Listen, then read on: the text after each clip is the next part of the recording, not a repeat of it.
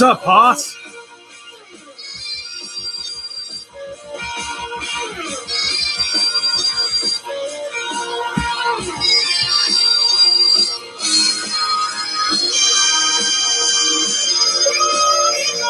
Carnivore, what's up, man?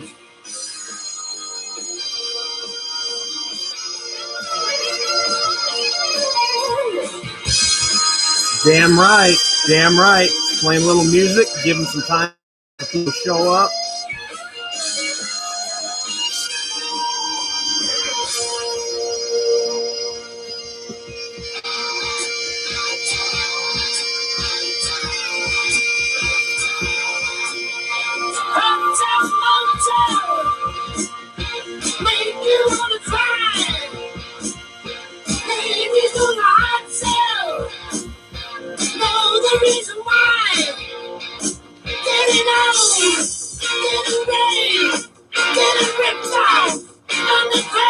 Let it go for this verse, guys.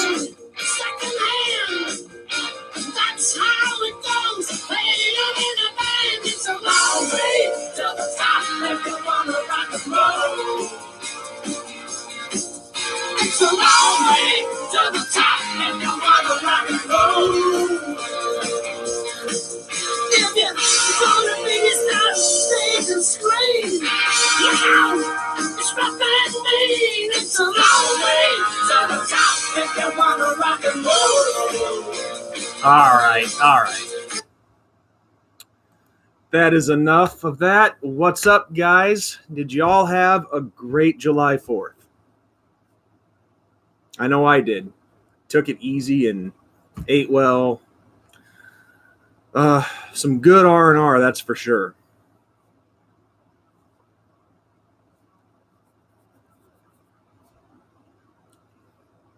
I always like to do that on the start of these streams. Just get a little music going.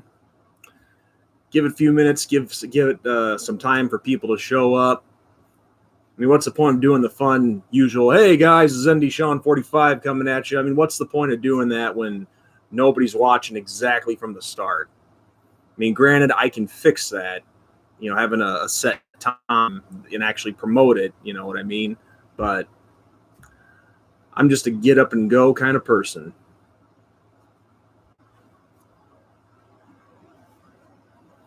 Oh, in case anybody's wondering what this is.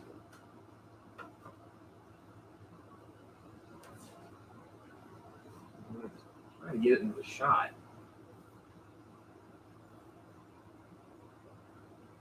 Well, that's about as good as it's going to get. But this is even though it's in very rough shape, it's not.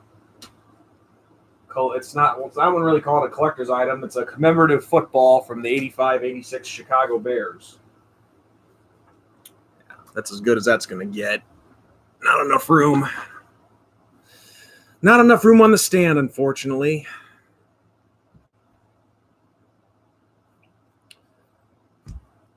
So, yeah, did any of you guys do anything interesting for your July 4th weekends?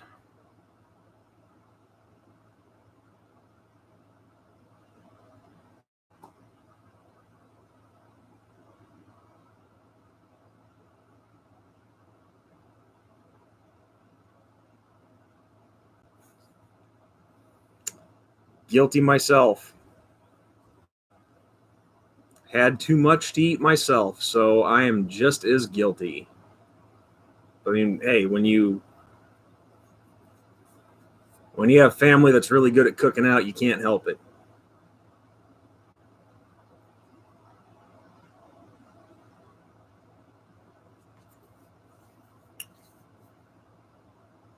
Oh, that's cool, Hoss. That's cool. Yeah, whenever family comes in from out of town, it's always great. I didn't have any, but that's all good, though. I mean, really, a lot of my family is here in the area, you know, with the exception of, you know, a few uncles and cousins. Yeah, my family's primarily Illinois, Indiana, and Kentucky. And a few others kind of scattered.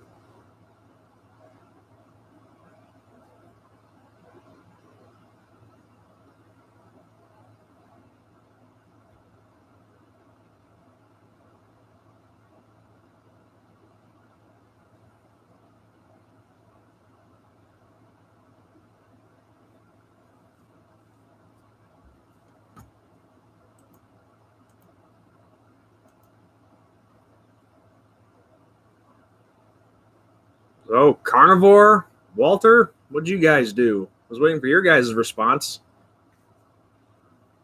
You gonna just sit here and make say nothing, and make me sit here and look like a jackass? That's whether I'm talking or not. So, I guess that doesn't really matter.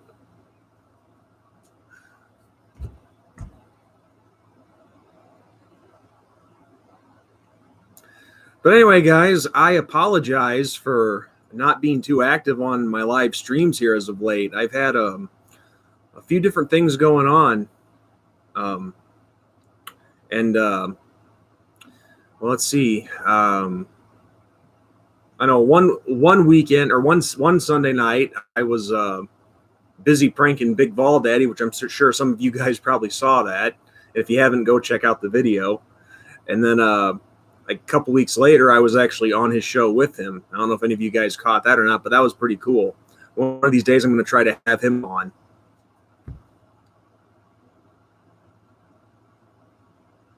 Oh, okay, Hoss. All right. Yeah, so I'm sure it's even more special, like when it's someone who is stationed in the military and getting a chance to see them. That's always cool. So, but yeah, like I was saying, guys, aside from doing a couple of things on here with Big Vol Daddy and uploading a couple of videos from an interview that I conducted not too long ago, I've just had a few other things going on off of YouTube that I've had to tend to. So that's where I've been hiding out.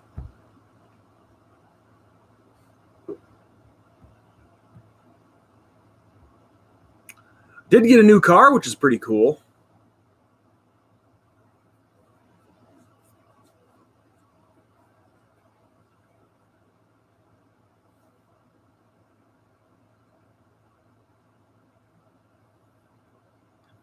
You know, Walter, I did see that you sent me a message about that, but the thing is, dude, I'm currently in Facebook jail at the moment for about another 3 days. I think Tuesday is when I get out. So I saw that you had sent me a private message about that, and I'm sorry that happened to you, bud. So yeah, when I didn't respond, I hope you didn't take it personal. But that's the reason why I didn't respond to you, because I couldn't. I'm banned on Facebook, and that includes Messenger until after Monday.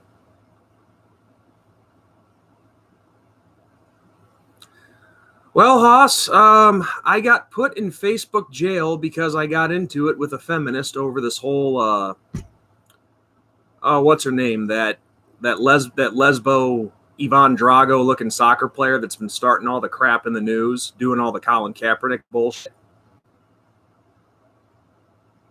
And apparently, what I said was considered hate speech by Facebook. So apparently on Facebook, someone can call you a Christian retard, but you can't call them a feminist pig. It's funny how that works.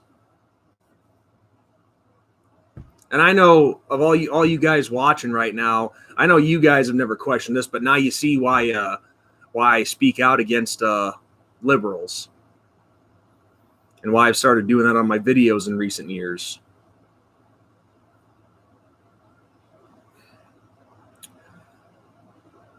But anyway, getting back to you, Walter, I'm sorry that happened to you, dude, but I'm glad to know that you're all right and things are in the process of being fixed. So that's always good news. But yeah, I just hope you didn't take it personal that I didn't respond. I literally couldn't. And I was actually at work when you sent me the message, and for some reason, and I used to be able to do this, I can't do live streams on my phone for whatever reason. I don't get that. And plus, I'm at work, so I couldn't go live anyway.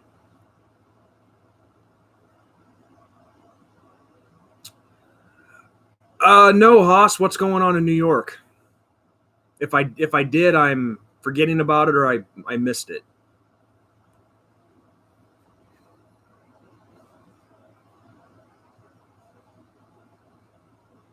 Shows you how much I read the news. Nope, I didn't know about that. Now you got me curious.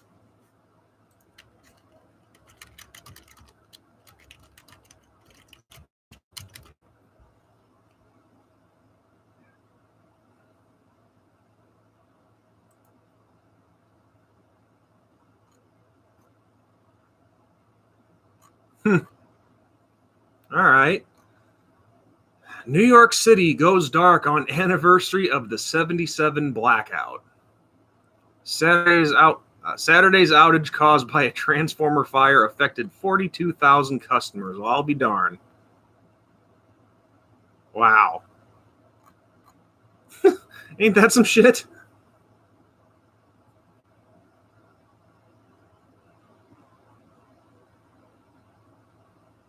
Yeah. Yeah, I just saw that. I just saw that, Hoss. That's crazy. And on the anniversary of the blackout, too, from 1977. Oh, the irony.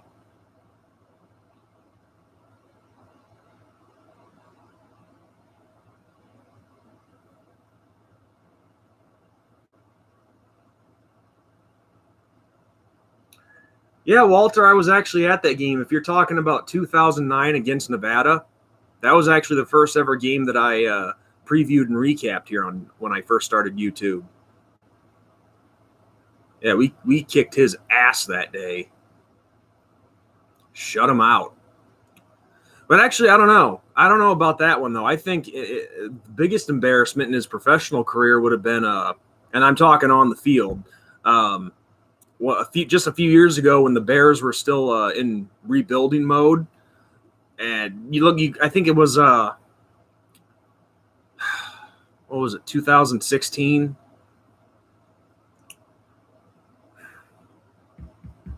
Oh hell, I forget which year it was, but it was one of the years where the Bears were just, the defense was terrible, just terrible.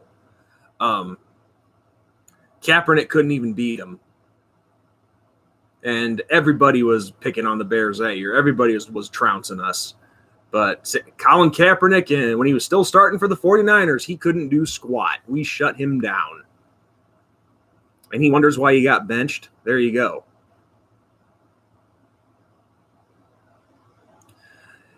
I know, right? Well, I think it was what, 2016 he started doing all this crap. Because I know when the Bears beat him, it was before he started kneeling and all that. So what, 2016, 2017? I think it was 2016. But yeah, that defense was terrible.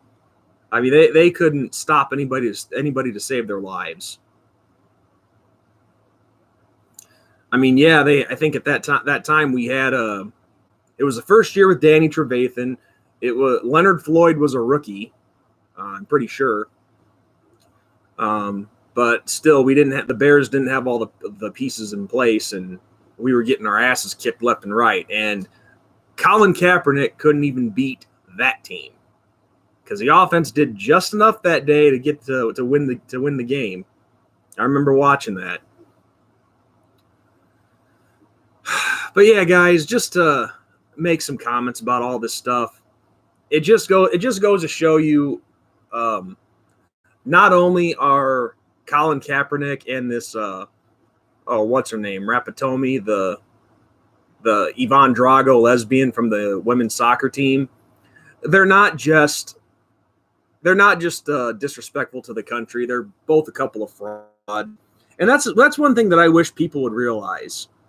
Kaepernick and this female soccer player, they don't give a shit about the people that believe them when they say, "Oh, we're doing this for you guys. It's for you, the unjust, the people in the black community, or in the lesbians' case, women's equal pay gap, and we hate Trump and this and that." They're doing it for themselves. They only care about two things: themselves and their wallet. That's it. But I think it's funny that this lesbian soccer player, she goes on, which show was it? I think it was Rachel Maddow and I think it was Rachel Maddow and who's that other fruitcake from CNN? Anderson Cooper. Anderson Cooper. She goes on their show and she's talking about how women are the women's pay gap thing. Which one's funny? There's a lot of women that are making more money than me. So yeah, there's really a pay gap, isn't there? There's inequality against women. Then she goes on the typical rant about, hate towards gays, coming off a month where every corporation in this country has been kissing their ass nonstop, not just here in America, but around the world. I mean, geez, can you guys show me one major corporation that didn't don rainbow colors?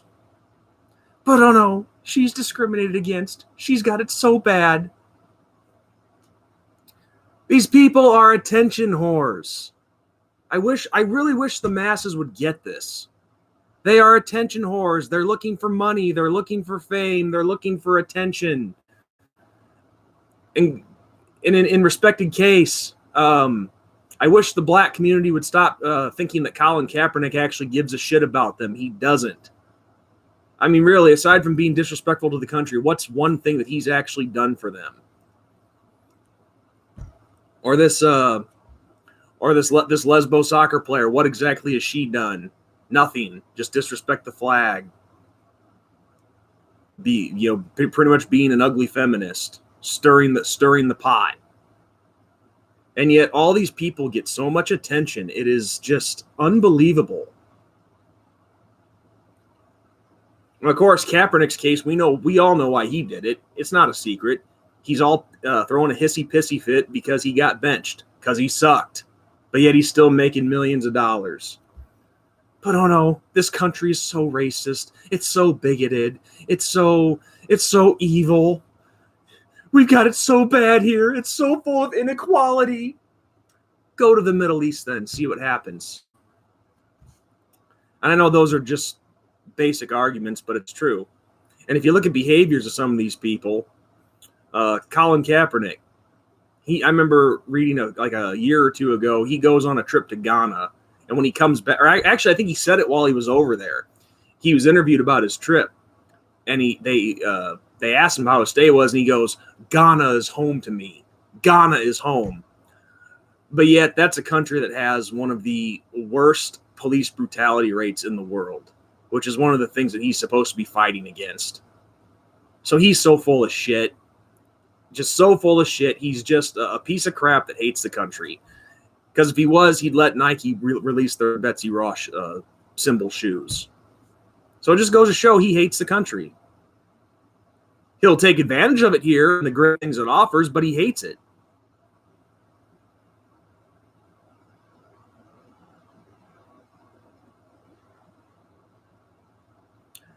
Yeah, come to think of it, Walter, the 09 defense was pretty bad. Had some great players, but it wasn't overall not a good unit. But you just said it yourself. I mean, Charlie Weiss is all offense. He's not defense.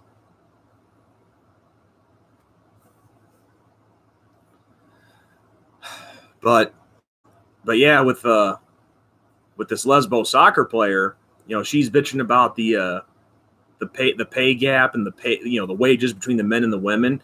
Well, this is the only stat you need to know about this. FIFA men's soccer, $6 billion income, $6 billion revenue. Women's World Cup, $130 million revenue. Sorry for the pause, guys. I want to make sure I was getting my numbers right. So $6 billion, $130 million. You guys do the math. They're going to pay them accordingly. So instead of blaming the so-called homophobics, the racists, the this, the that, how about you try doing more to draw more viewers, draw more money? But see, that's the thing. People in la liberal land, they don't like to hear facts. All they do is make excuses. Now, myself, and I'm not trying to get personally or compare myself, but the job that I work, I'm paid accordingly for the work that I do. And I'm not complaining about it, because if I want to make more money, then I need to do more than what I'm doing. But that's the problem that our society has today. It's not just here in America; it's all over the world. You have so many people that have this the world owes me something mentality, and that's really it's not the sole one, but it's definitely one of the roots of the problem. Is people think people that think the world owes them something. They get this sense of entitlement. They think they don't have to earn anything, and when they don't get what they want, they start pissing people off. And let's face it, these two situations with the soccer player and Colin Kaepernick, this is actually a marketing thing that they're doing. And here's what I mean by that. It's very simple. Controversy sells. It does. I mean, you start doing something controversial or saying something controversial, like what this bitch soccer player did by dropping the flag. I know I had a buddy tell me that it was an accident. Honestly, I don't believe that it was. You badmouth the president, which it's funny how for some reason it's acceptable to do with Donald Trump, but you can't do it with Obama. But yeah, you say or do something controversial, it's going to get attention. And it's funny with the soccer player, well, and Kaepernick both, because what happened after they did their controversial things? Nike came and signed Colin Kaepernick to a deal. This soccer player, I don't know what all she's getting, but there's sponsors lining up to sign her to multi-million-dollar contracts. So I wish people could see through this bullshit. That's what it is. It's an act. They want they want to get the masses stirred up, get the masses on their side, and start controversy because they know it sells.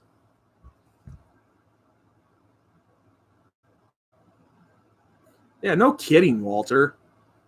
I mean, if you're getting paid millions of dollars to just practice and be a backup, then how can you bitch about that? I mean, yeah, of course, every athlete wants to see the field, no doubt, but the majority of the time, the ones that do that, they just request a trade. They don't start trashing the country and disrespecting it, disrespecting the anthem, disrespecting the flag, and start the slavery crap. Well, it's funny when they talk about slavery, both him and the lesbian soccer player. Are they just talking about? And this is just a personal thought of my own. Are they talking about just the black slaves, or are they including the white slaves in that as well? Because there were white slaves in this country. You guys can look it up. It was white Irish slaves back in the mid 1600s. They were actually the first slaves here in this land. Now, granted, it was before this land was called America. But there were white Irish slaves here in this country. The black African slaves came later. I mean, seriously, look it up. And the white Irish slaves were treated far worse than any of the black slaves were, mainly because a black slave was worth more money. I think the black slaves were worth what would be equivalent to $50 in today's money, and the white Irish slaves were $5 in today's money. Lene Kakua. I look back at that and I still wonder how bizarre that was. But the guy got catfished. What can you say?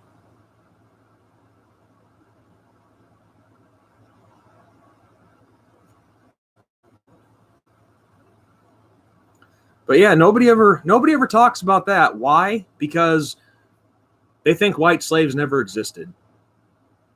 Because it doesn't fit the narrative. It was only the black slaves, and everybody focuses on that. This is where I think we all got screwed in history back in high school. I never knew about any of this stuff until afterwards. Till after I had graduated and I was out. But the bottom line is this: I'm of Irish heritage. You don't hear me bitching about it, demanding reparations and all that. Why? Three things. One, I wasn't there. Two, I was not a slave, and I never have been. And 3, we can take a lesson from history and move on, learn from it. But for some reason, you got all these people, like basically the Black Lives Matter guys, which honestly, it's funny how you don't hear about them anymore hardly. What happened to them, I wonder?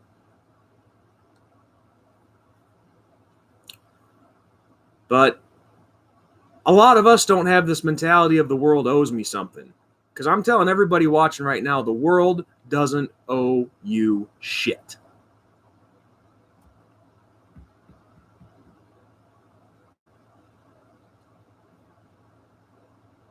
But yeah, let's hear this, Walter. What's this fact that you have for us from the early 1900s?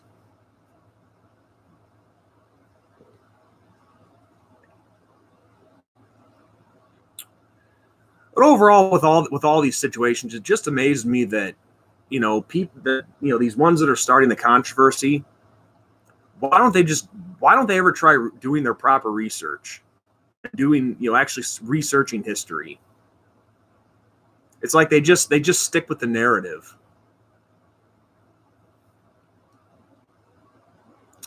But actually, honestly, we actually still do have slaves in this country. We really do. You guys heard me say that correctly. Here in America today, in 2019, we still have slaves. We have people who are slaves to propaganda. They've allowed their minds to be slaves. They believe anything that they see on TV. It could be anyone who feels that they've had a rough break in life, or they decide to blame somebody else for mistakes that they've made. So what do? They see something like Kaepernick or this lesbian soccer player on TV. They blindly follow it. And it's not just these, the ones causing the controversy. It's politicians too. I mean, honestly, did we really think that Donald Trump was going to follow through on all of his promises? No.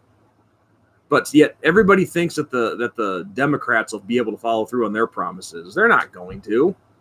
I mean, have you guys been following the Democratic debates? It's a freaking circus.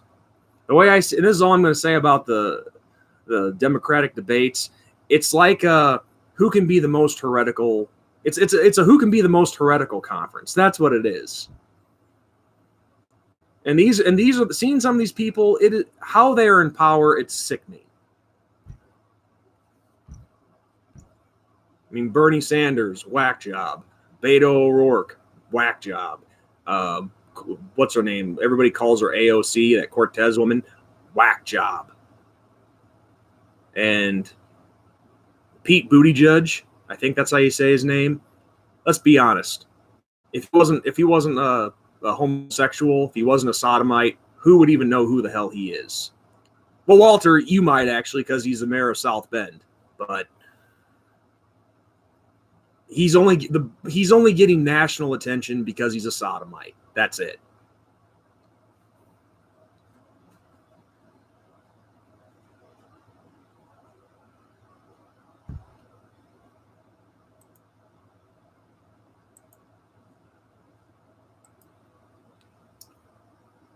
But yeah, Walter, I'm still waiting on your fact from the 1900s. Let's hear it.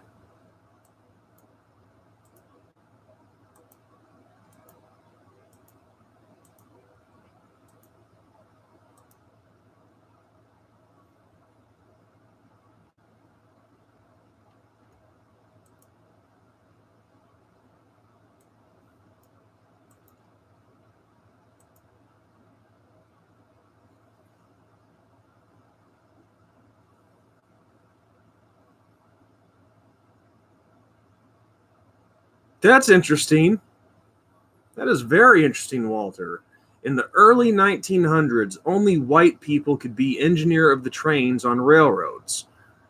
However, black people who became firemen got paid more than the white engineer at the throttle.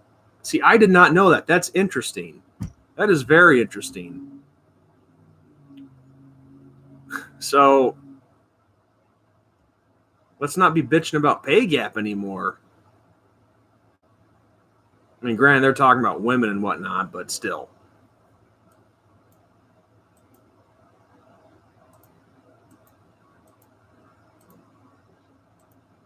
This is weird.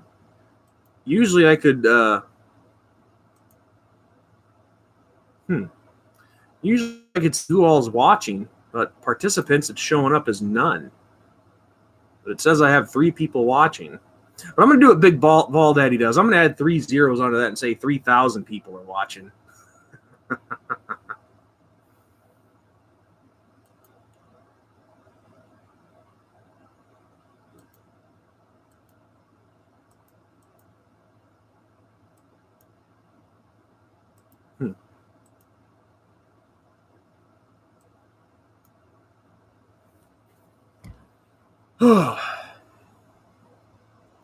So, yeah, how was that for a nice little rant to start the first half hour of the stream? Entertaining? You guys like it? Yeah.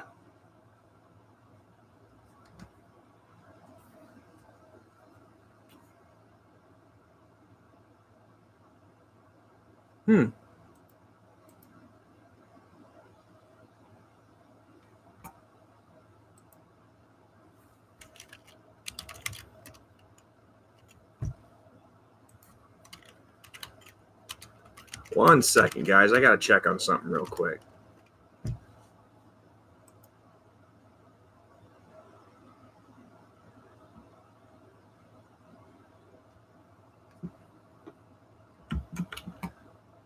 Just got a private message. I'll be back with you guys in 1 second here.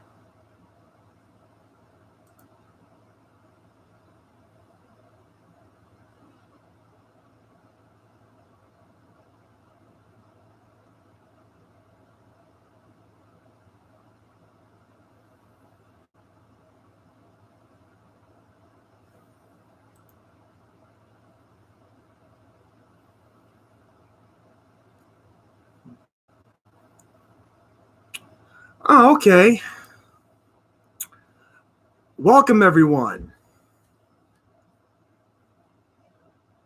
It's funny. I got a message from another buddy of mine off of YouTube, and I see a bunch of people from another certain page came. So welcome aboard, guys. How's it going?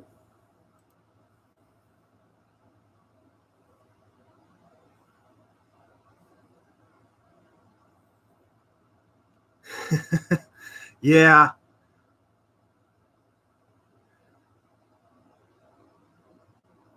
You know, I've seen the clip, guys, because that's what I'm getting. Rudy. You know, I've seen the actual clip, and I don't. He could have been offsides, but I don't know. There was no instant replay back then. You gotta give me credit on that.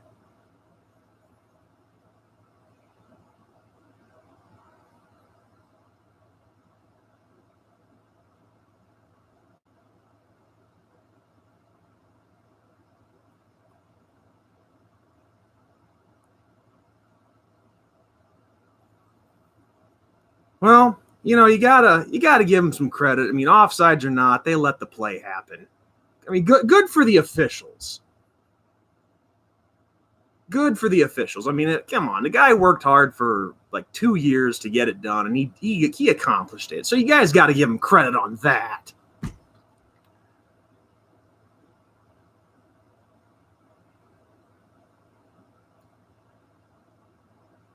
Man, you guys are coming in fast. You got to give me some chance to respond here.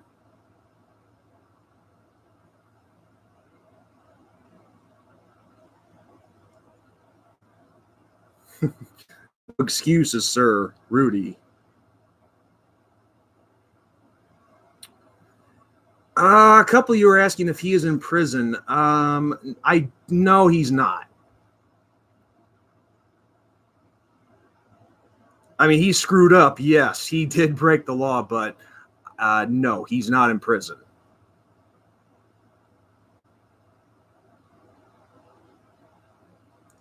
Oh, come on. Florida Gators 15-0. He was not a special kid. Dyslexia is not special.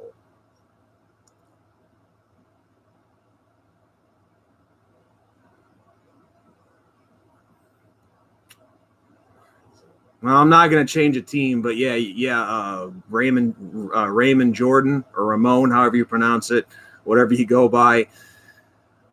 It was an ass kicking. There's no denying that.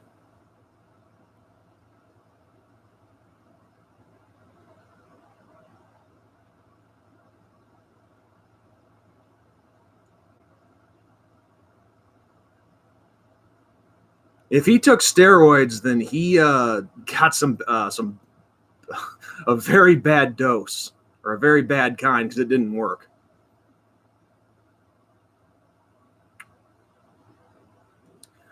Well, I can tell you this from some of the comments that I'm reading. I don't know what Mr.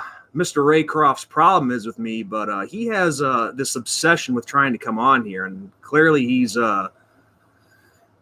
definitely doesn't have much to do with his time. I mean, you'd think he'd want to focus on his own channel instead of I mean, who the fuck am I, really? I mean, I'm a nobody.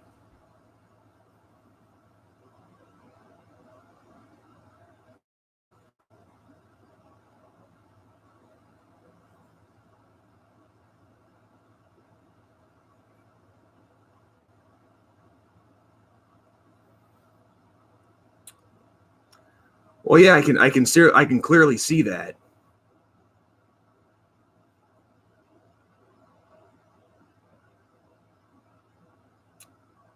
Eric Johnson could happen this year.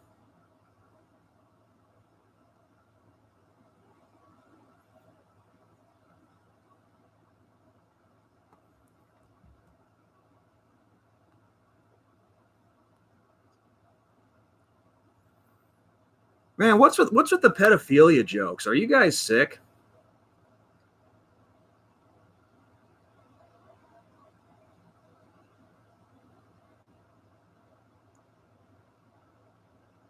Well, no, he's not going to get unblocked.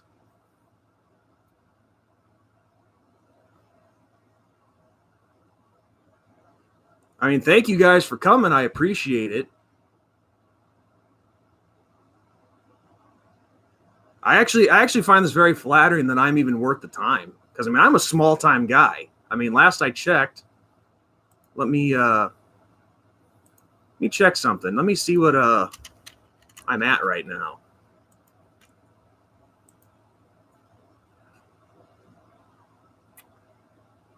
Oh, where is it? Where is it? 655 subscribers, and he has what, thousands? Why am I even the worth the time? I've never understood that.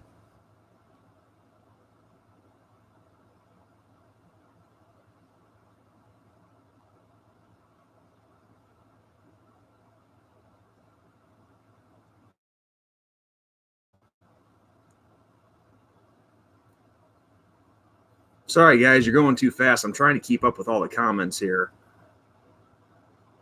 Well, yeah, sports are supposed to be fun. I agree, Alan. I agree. And if he'd never gotten personal with me in the first place over something stupid, then I would have no problem with him whatsoever. I never would have blocked him. Now, I'm just curious, is he doing a show right now or something that all you guys are here? Because it's really weird that so many of you showed up at once.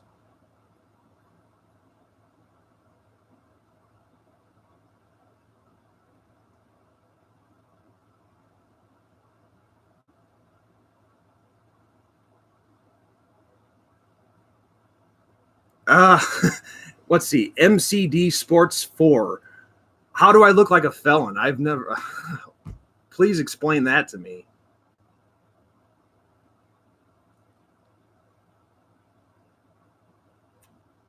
Oh, 24 hours, huh? I didn't know that. Now, why would I have one, Arkansas Unlimited?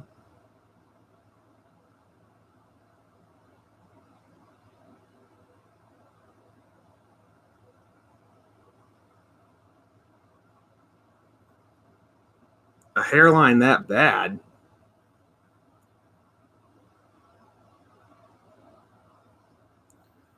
You owned us by you think winning by 1 point is owning somebody? 1 point is owning somebody.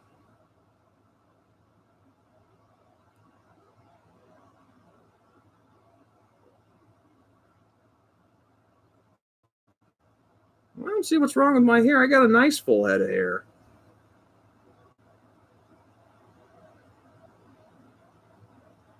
I actually don't have any jewelry. Okay, spanked by SEC teams. Let's see. In our last 4 games against SEC teams, we're 3-4.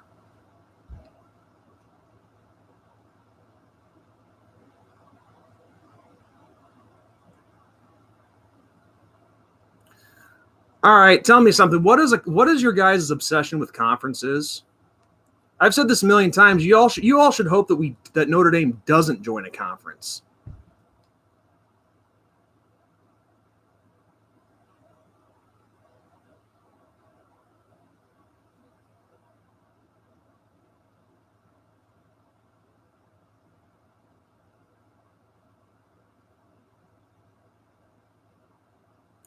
Not really. Let's see. How many of you guys start off with games against 1 or 2 FCS opponents to start the season? So I don't think you have really any room to talk about a conference because I don't think you play a full schedule when you schedule all these FCS cream puffs.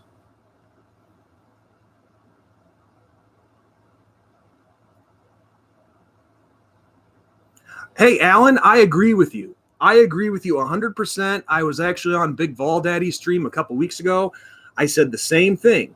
I agree. It's pathetic. There's a lot of pathetic people in our fan base that are sellouts. They're only about money, not so much the fanhood. I agree with you. I 100% agree with you. A big name comes to town, everybody just goes and sells the tickets and goes back to the RV and gets drunk.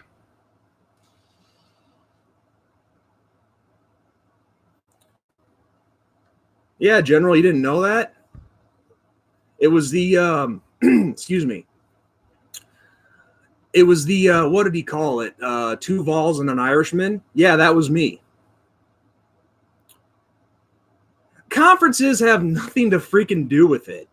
Okay, let me ask you this question. How many cream puffs are at the bottom of every conference? So it doesn't freaking matter if we're in a conference or not. And here's why I said this earlier. You all should hope that we don't join a conference because here's why. As an independent, one loss means we're out of the playoff hunt. Now, you guys like seeing us not in the playoffs, right? Not having success at the playoffs or the major bowl level. Well, there you go. One loss, we're out.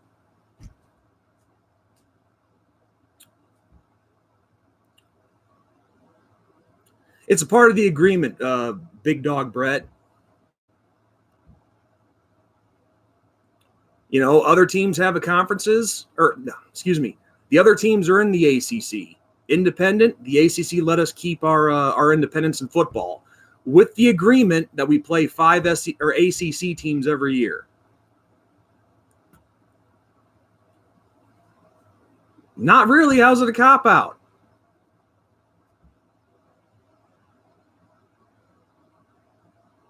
Now, if there's some rules that are made and we join a conference, okay, whatever. I'm cool with that.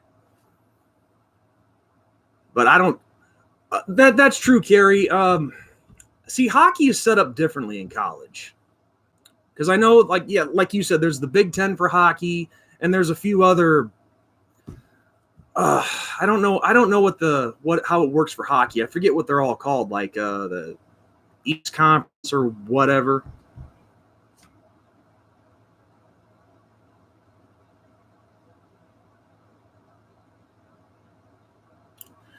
Well, it's funny that you mentioned the Big 12, Brett. We actually tried to join the Big 10 conference back in like 98, 99. They said no to us.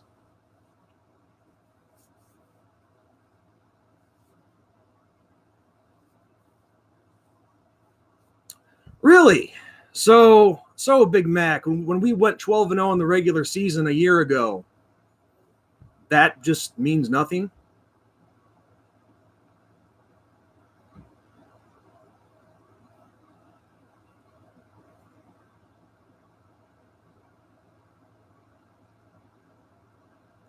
No, they're not. Really? Really? Did I just see someone say FCS and Division II are the same thing?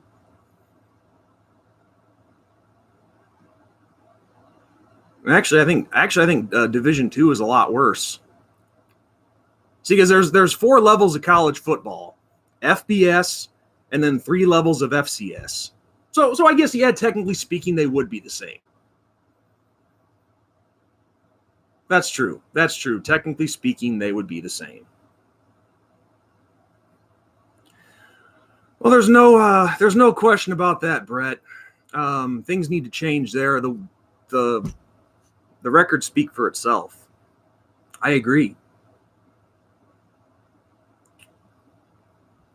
And I don't see what your guys' obsession is with conferences. I mean, personally, I'd be worried about my own team. I wouldn't give a shit about the conference. But that's a great thing with being independent, is we can schedule or have the opportunity to schedule some big time games. And, well, aside from 5 of them anyway, due to the agreement with the ACC. I mean, shit, our schedule's loaded next year. USC, Stanford, you guys down south in Georgia, Michigan. And surprisingly, Michigan is a week 6 game, week 6 or week 7, middle of the schedule. And then let's see, I think Virginia Tech is a part of the ACC rotation. Louisville, I'd normally be excited about that one, but they're kind of down.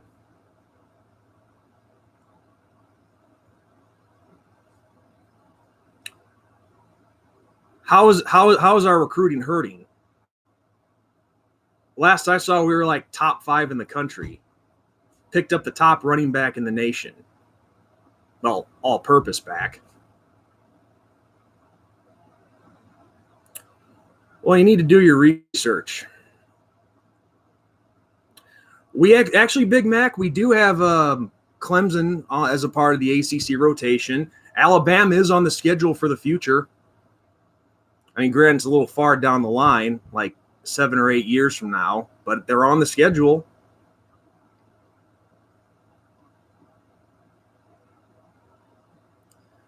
So yeah, Clemson is now a semi-regular opponent. It's just we're not a part. See, here's how Notre Dame's schedule works. Since every other sport is in the ACC with the exception of football and hockey, we made an agreement with the ACC to play 5 ACC opponents a year. So there's guaranteed to be 5 ACC opponents every year on our schedule. So Clemson is a semi-regular opponent, just not every year.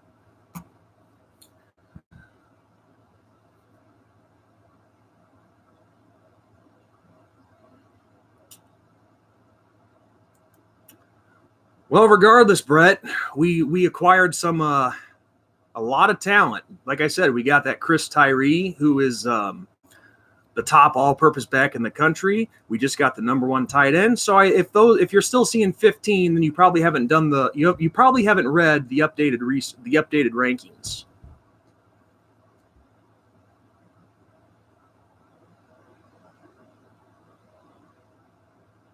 Well, that's great.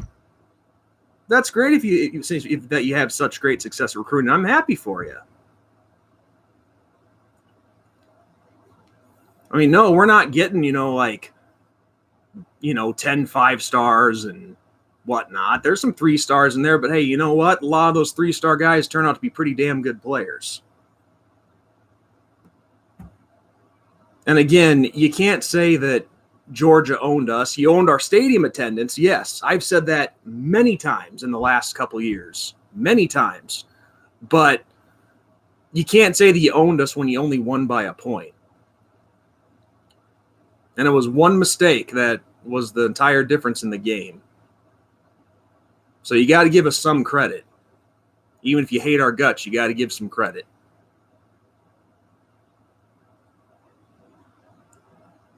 "22 5-stars.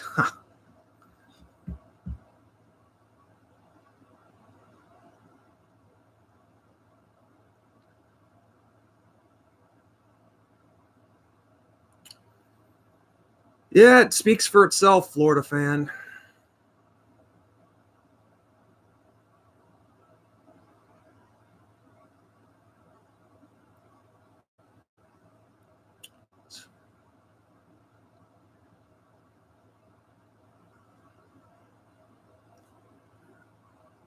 Oh, Brett, you're telling me something that I've known pretty much my whole life. I know what draws recruits. I know the same stuff that you're telling me.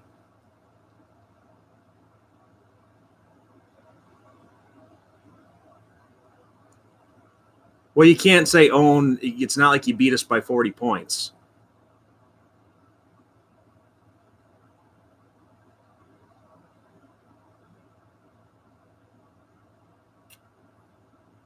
We've had 2 matchups. 2. You know, if you guys would come up north more, I mean, I'd love to see us play every year. I'd like that.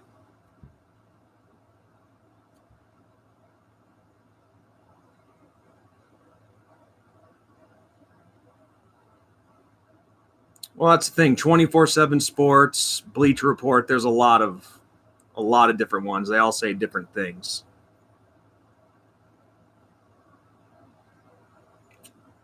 Well, Brett, I could tell you guys to travel up a little further up north and play more games there, but I'd be wasting my time.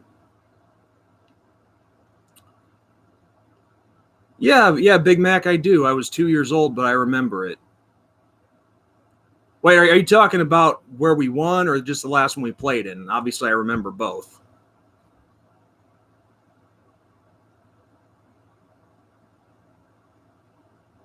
But yeah, the one that we played in recently, shellacking. Yeah, I remember it. I was there.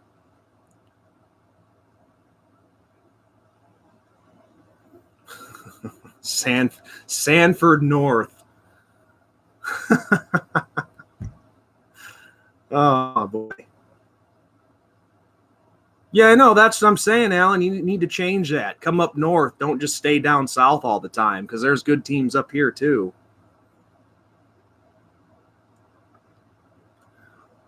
Oh, what am I gonna do? Quit? I mean, my plan was to go for at least 2 hours, Brett, and I'm not gonna let Mr. Raycroft try to run me off what I like doing. Fuck the conferences. And that was to UGA fan 69, not you, Brett. Might have to. I'll probably, if I get time, I'll check it out.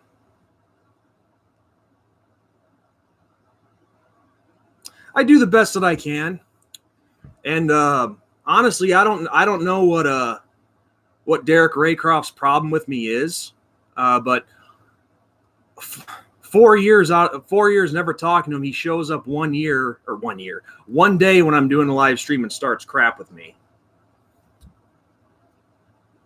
I mean, it's a long story, but about 4 years ago, he got personal with me about something that had nothing to do with sports and blocked him. And then all of a sudden, he shows up one time this year and starts all this crap. I want nothing to do with Mr. Raycroft because he's a piece of shit person. I admire him for the fan that he is of his team, definitely, but he's a piece of crap person. Well, like I just told you, Brett, he made it personal about something a long time ago, and I want nothing to do with the guy. And the fact that he would obsess over somebody like me so much and go out of his way just to send you guys over to school with me is really telling.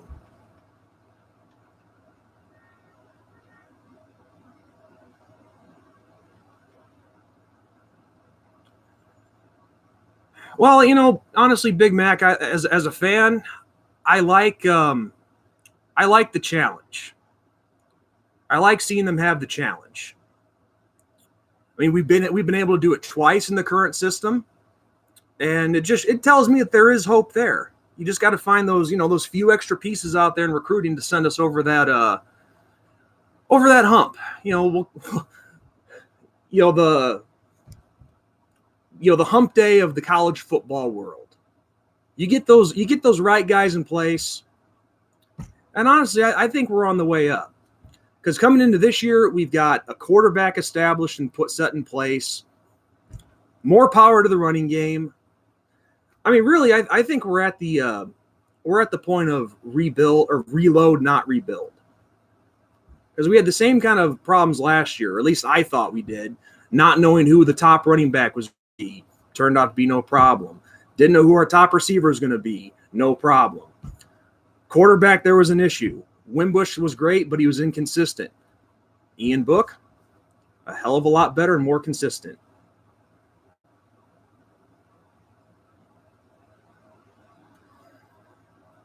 I don't see it as an opportunity.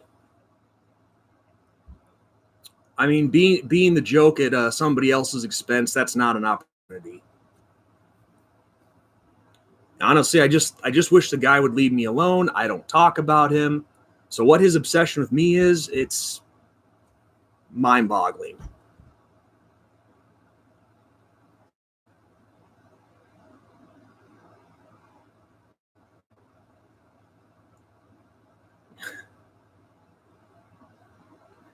Ed Ogeron, no, I can't.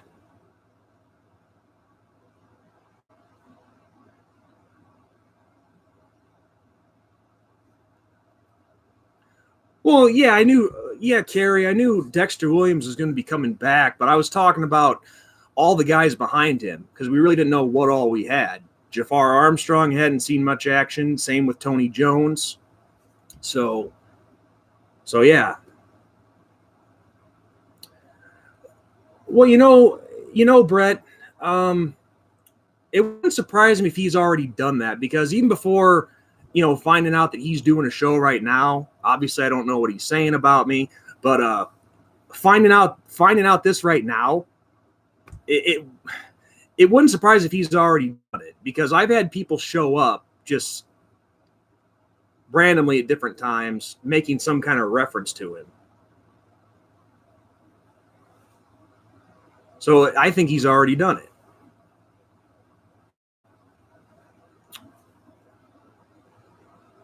Well, it was pretty good several hours ago.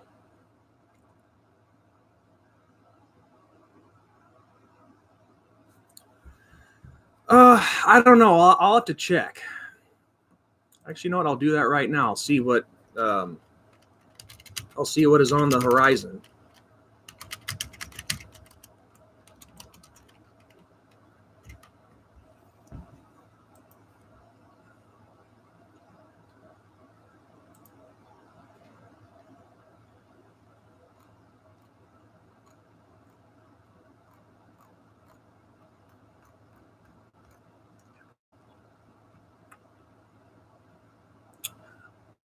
You're talking for the class of 2020, right?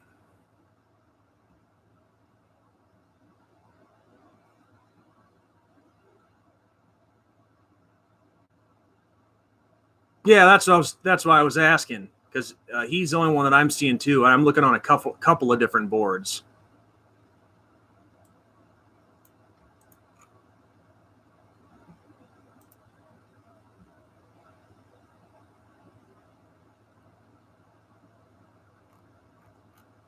But if you're talking on the offensive line, no. And right now, from what I'm seeing, this is not 24/7 Sports. We are listed as the 7th overall recruiting class for 2020.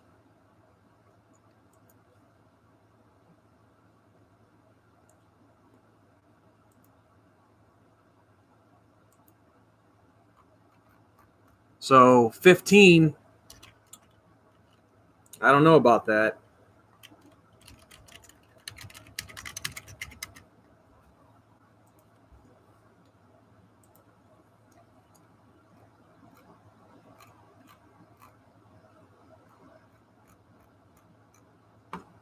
But yes, for 2019 we were 15, yeah. But 2020 we sit at 7. So anyway, getting back to the comments here. It's a long story, General.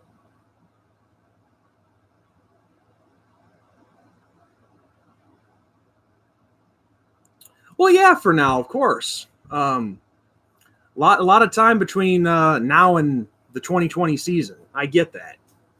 But yes, I did not realize you guys were talking about the 2019 class when you guys were like, oh, you're ranked 15th, ranked 15th. I thought you were talking about next year, the 2020 class. So yeah, 2019, number 15, absolutely, you're right.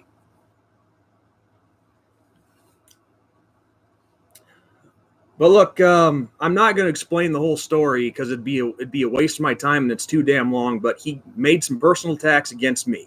Had nothing to do with sports. That's all there is to it.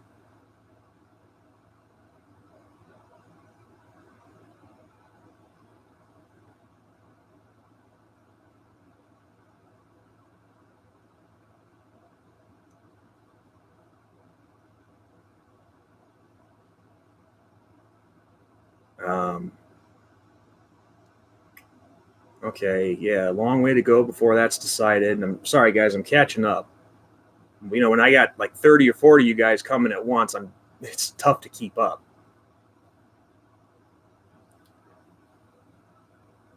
Well, Slim Shady, everybody's going to take an ass whooping now and then. It's not like it happens to us week in and week out where we get.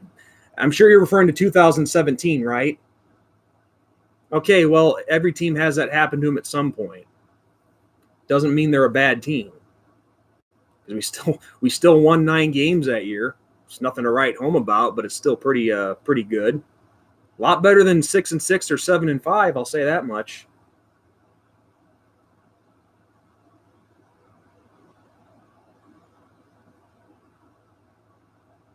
Yeah, Brett, I'll try to check you out when I get the time.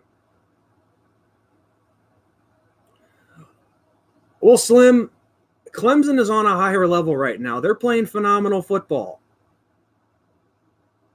I mean, what can I say? We got our butts kicked. It came at the wrong time, and accept that it happened. Now, myself personally, I think we came with the wrong game plan offensively, and we came with a different one, and that game plan, and in my opinion, anyway, airing it out and attacking their safeties, which I think we should have done. I'm not saying we would have won the game, but I think we would have had a better showing than what we did. But Clemson's they're just the better team right now. And I'm man enough to admit that. I don't think I ever said otherwise. I mean, they are playing on a whole new level right now. And yeah, we've got to step our game up to match that. Yeah, I agree. Clemson, Alabama, it's going to be their show for a while.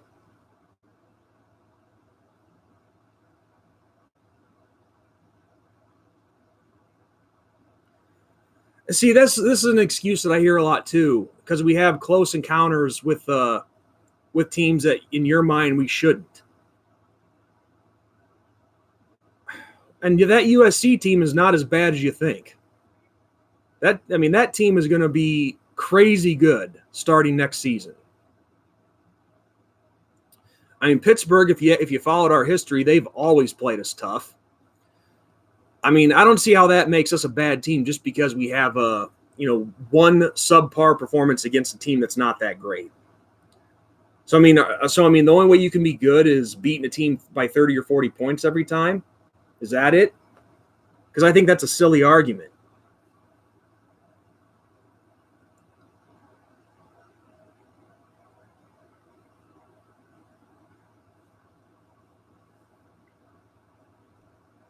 I mean, especially when you're a team like Notre Dame where that red X is on your back for every single opponent you play, they're going to come extra hungry, even if it's a bad team. So believe me, I've heard all these arguments before, and it's getting to be very redundant.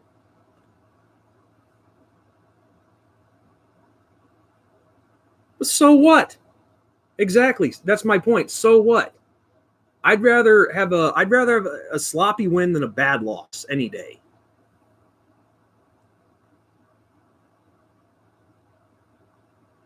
I mean, and that Pittsburgh team, I'm glad you said something, but something I want to point out with Pittsburgh, they always put out some damn good defenses. Always. I mean, they give a lot of teams different fits.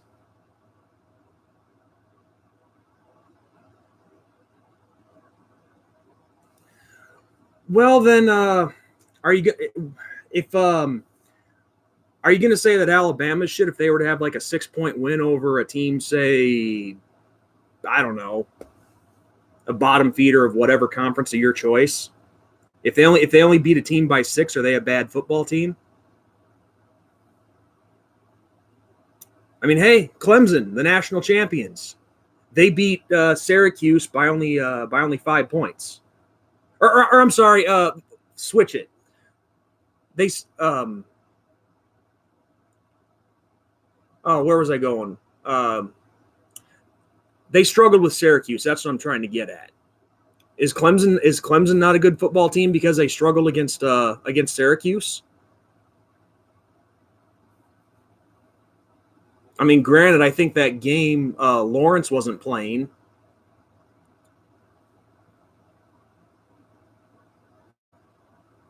Yeah, I totally screwed that up, but you knew what I was trying to say. Clemson struggled with Syracuse. Well, we took care of Syracuse 36-3, so there you go. But I'm not going to say that Syracuse is a cupcake either. The point of that was you got to give us credit because we took care of the team that you say supposedly isn't a cupcake.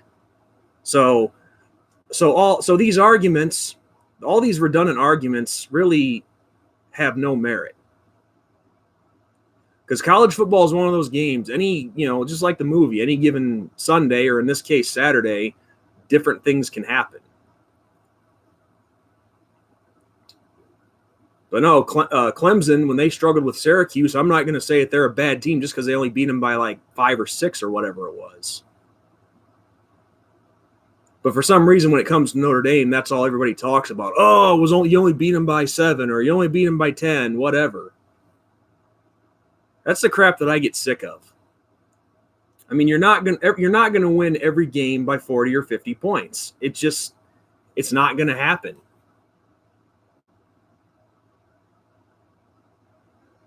But no, I heard that last season too. We beat Ball State by 8. We beat Vanderbilt by 5. We beat Pittsburgh, I think it was by 6 or 7. So what? What does the margin of victory really matter? If you win the game, you win the game. You're gonna have those days where things don't always go your way.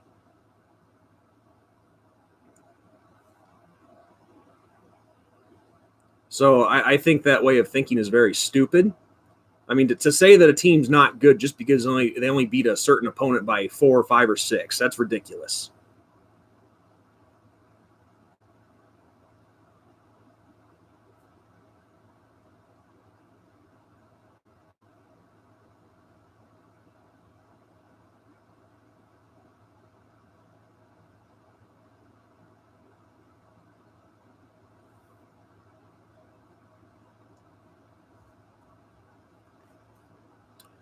Well, then, all I can say, Big Mac, is your expectations are ridiculous.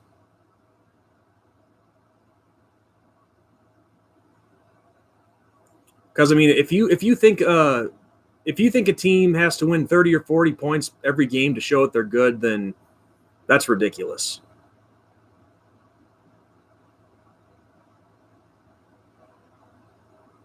And then Slim Shady, you have that dumbass mentality too.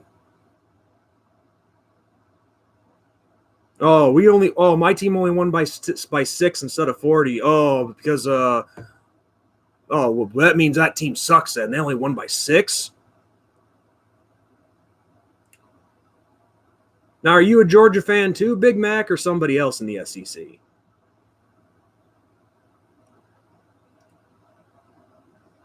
I didn't catch what your favorite team was.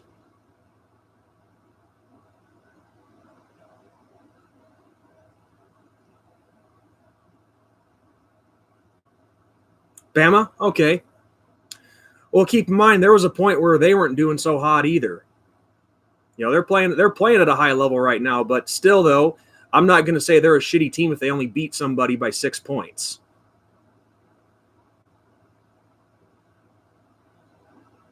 I mean, I'm not going to, if like say Alabama plays, I don't know, Boston College, for example.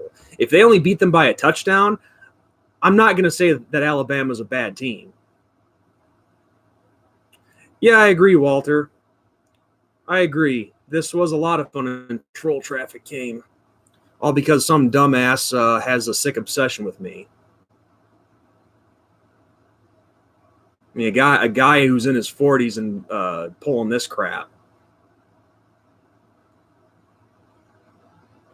I mean, it's not just YouTube. This guy is he stalks me everywhere too. Because we have common friends like on Facebook, for example. I go to talk to my other friend on his page, and there's Mr. Raycroft wanting to start shit.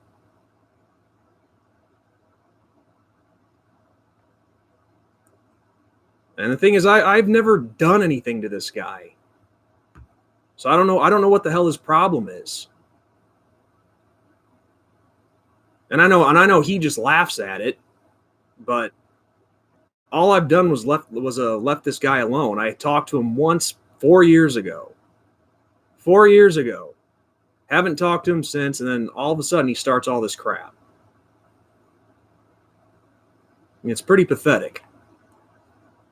But regardless, I'm not going to stop doing what I like doing just because he thinks I'm some kind of joke and has a sick obsession with screwing with me. Besides, I could even show you a private conversation if I wanted to, but I'm not going to do that, showing his mentality. Because I actually contacted this guy, nicely asked him, hey, just leave me alone, dude. Let's end this crap. It's ridiculous. And really all he could do was say over 0-6, 0-6, 0-6, 0-6. I mean, he has the mentality of a freaking child. Yes, and Slim Shady, can you do something more? I mean, Notre Dame is very overused. And come on, you got to keep it fresh, man. Same with the pedophilia jokes. Those are getting pretty redundant too.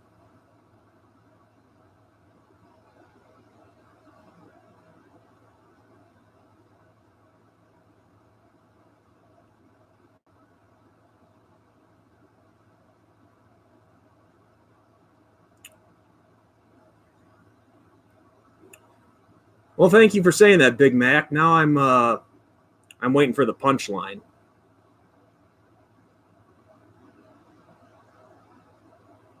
So I guess the shoe fits that says that you guys are thug criminals, then, aren't you, down in Miami? Does that shoe fit?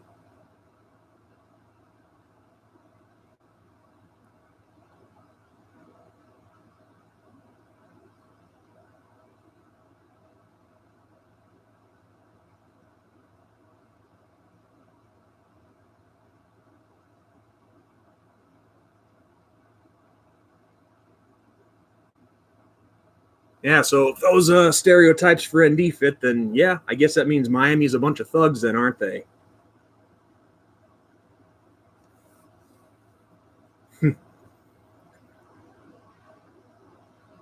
Maybe recently. Maybe recently with the arrests, yeah.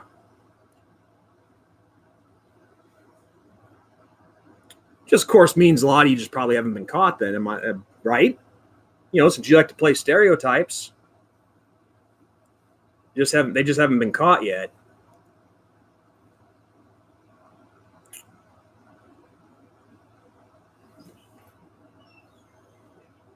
Well, Slim Shady, if you can't use your brains, you got to use your brawn, right? Is that the mentality down there?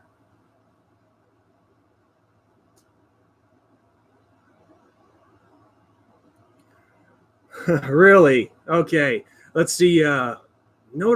Miami owns Notre Dame, and they've beaten us. Let's see, since 1990.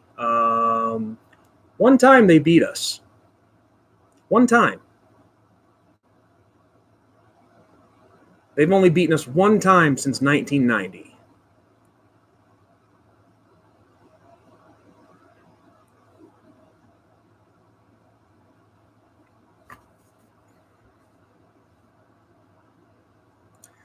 Man, Slim Shady, you got some kind of obsession with pedophilia. Are you one yourself?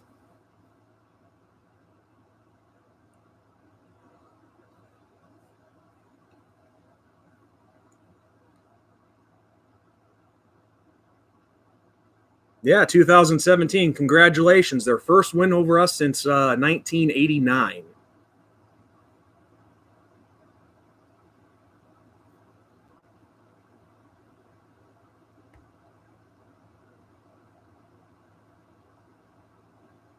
Let's see, 1990 we kicked your ass. Then there was the Sun Bowl in 2009 or 2010. I think it was 2010. Kicked your ass that day. Kicked your ass in 2012. I think that score was like 42-6 or something like that. Beat you in a 4-8 Notre Dame team beat you in 2016. And then next year you finally take care of business.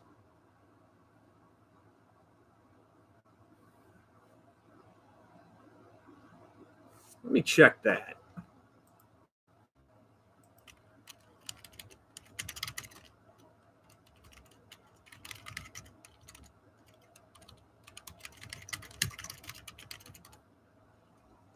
Let's see here.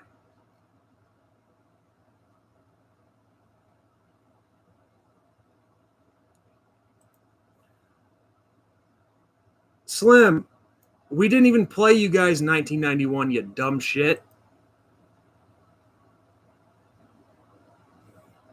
Indiana, Michigan, Michigan State, Purdue, Stanford, Pittsburgh, Air Force, USC, Navy, Tennessee, Penn State, Hawaii, and then Florida in the Sugar Bowl.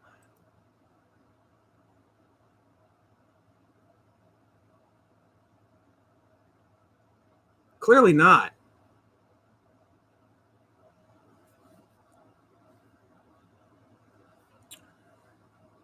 I agree, Billy Bob. It's been a rough 32 years for us. I wholeheartedly agree. We'll be back. Because even though things didn't end last year the way we wanted them to, we're still getting to places we haven't been in 32 years. So that you got to start somewhere.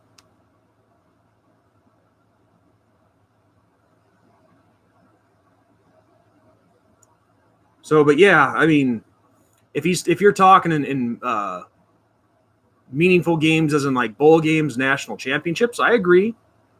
There's really not a lot to speak of. Okay, 1990, we beat you, dumbass. I'm pretty sure. I'll check here. I'll get it up for you right now.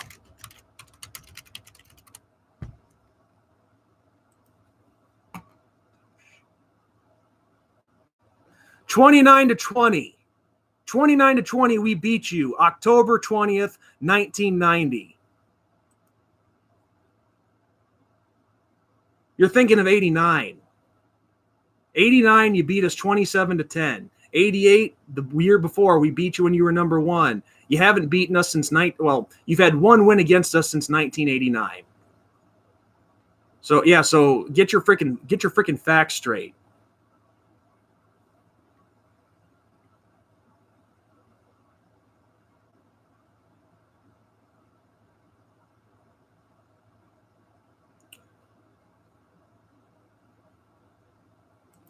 So this Slim Shady, he's a dumbass. I'm getting rid of his ass.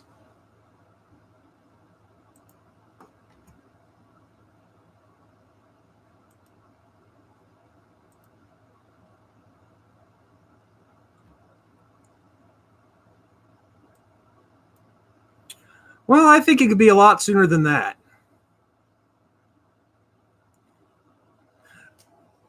Well, granted, look, Walter, I had to look.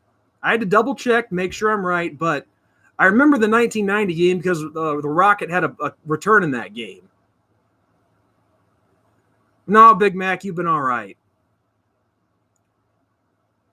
I didn't really have a choice to do that at all, because if I tried to do that earlier, I'd be spending the whole time click, click, click, click, click, click. I wouldn't have any time to talk.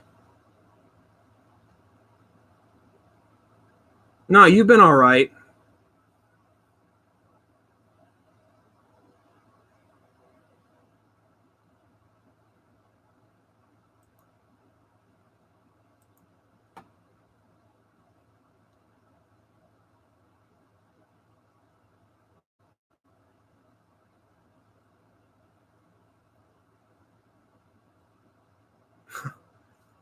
I don't know whether to take that as a compliment or an insult, Walter. If I was gonna say, if I was gonna call him a dumbass like Butthead, I'd have to be like, shut up, dumbass. I didn't say it like that.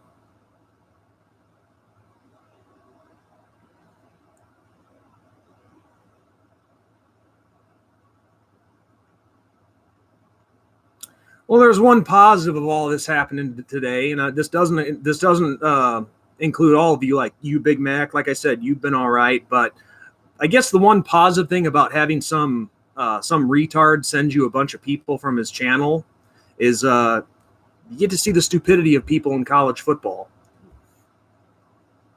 A lot of fans are pretty freaking stupid.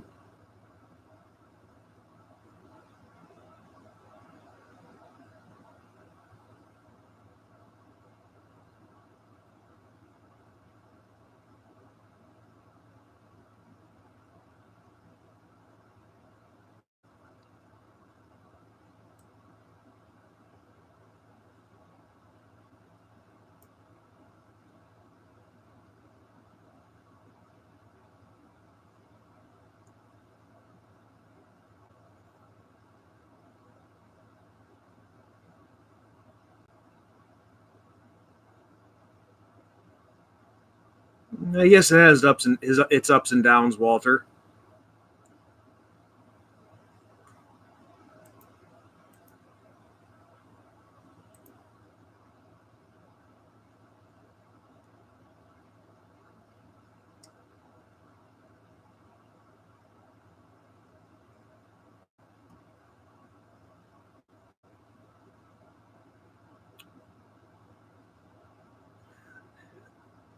No, Walter, I was teasing you about the Beavis and Butthead thing, dude.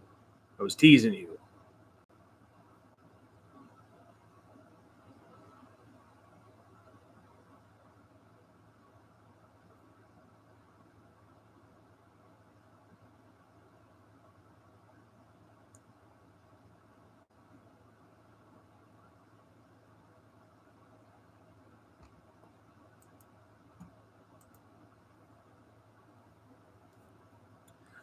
Well, see, that's Carrie,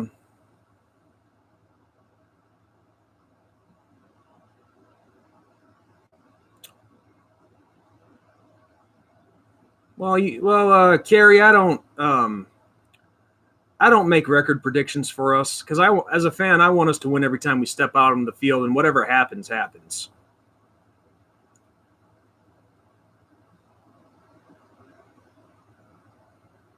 But you're right. I did see that too. There's a couple that have a bye week before us. And actually, I remember reading an article of someone talking about that, how it's just ironic that these certain teams have a bye week before they play us.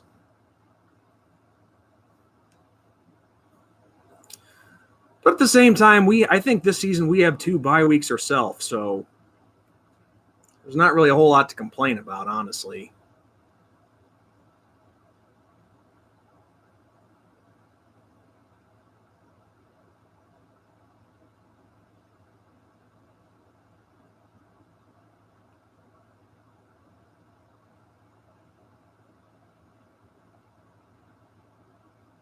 I think we do too. I think Michigan, there is a bye week before that one. And what I'm really surprised about with that game is usually we play them 1 or 2 games, but this time it's not till like halfway through the season, which I think is kind of unusual.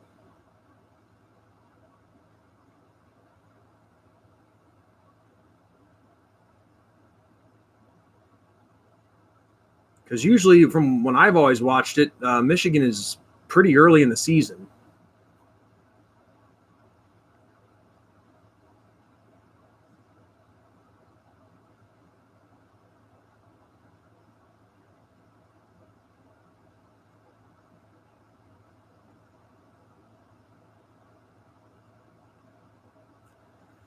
And then I think there's I forget what the second, I forget who our second bye week is before, but I know we have 2 of them this year. Let me check the schedule.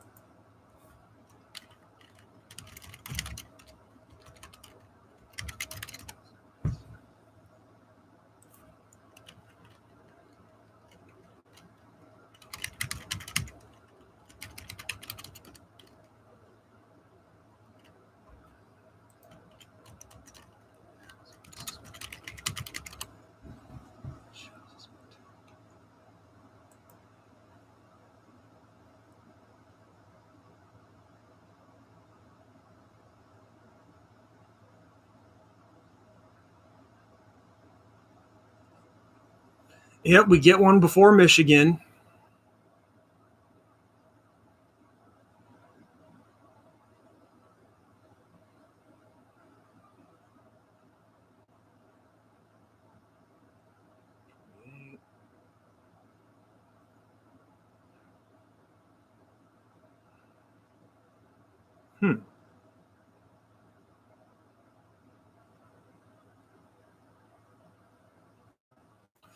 No, I was wrong. We only do have 1 bye week this year.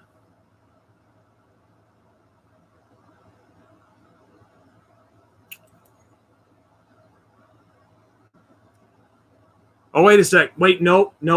I take that back. It's we play what was it? I think it's Labor Day. Labor Day we play Louisville at night, and then we get a bye week before New Mexico. So yeah, we do get 2. We do get 2. So you're right, Carrie. It is after the Louisville game.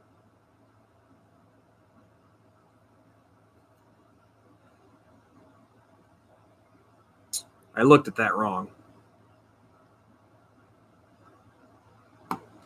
Yeah, because we play, September 2nd, we play Louisville, and then we play New Mexico on the 14th.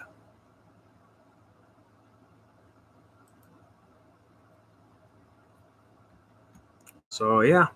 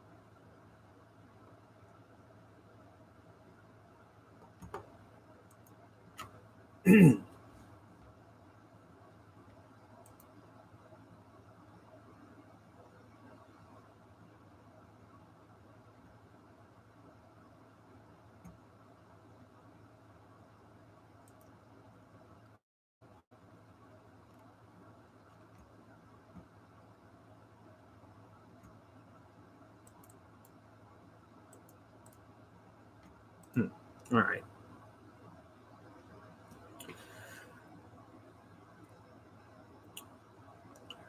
Three toughest Big Mac.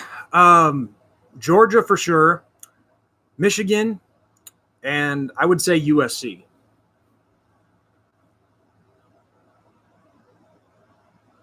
And Stanford will be definitely a close 4th.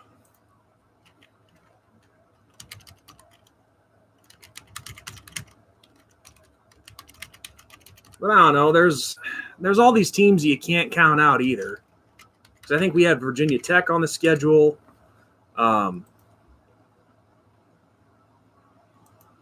Let's see.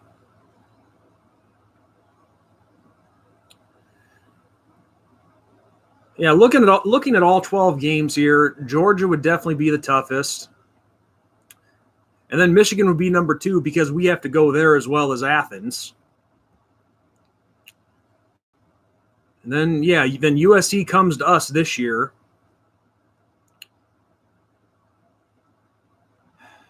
So, of all 12 opponents, I would say Georgia, Michigan, USC, Virginia Tech, and Stanford. Those would probably be our toughest. Then the rest is Louisville, Bowling Green, Duke, Boston College, Navy, Virginia, and New Mexico. So yeah, I kind of I think well, being completely honest, I'd like to replace the mat game with something else.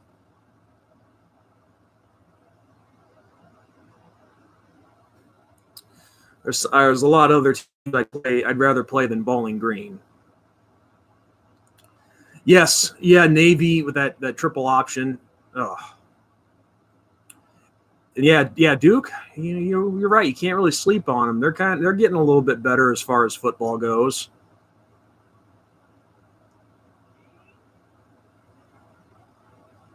But yeah, that was during the 2016 season, the 4-8 year. I was actually on campus that day, unfortunately.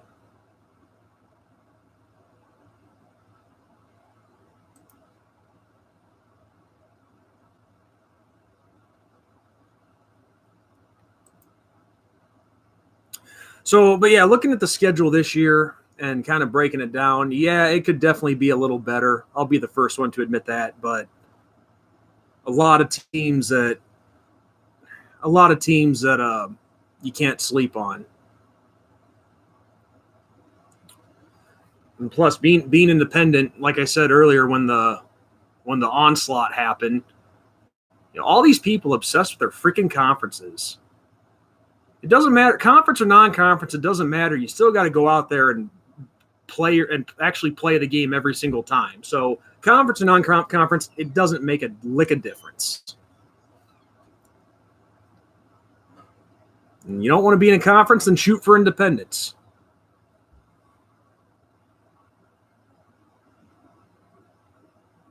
Which is why I was so glad that Jack Swarbrick said that when he did, because he got, obviously, as we saw earlier, fans in their conference. Notre Dame joined a conference. I am so sick to death of it.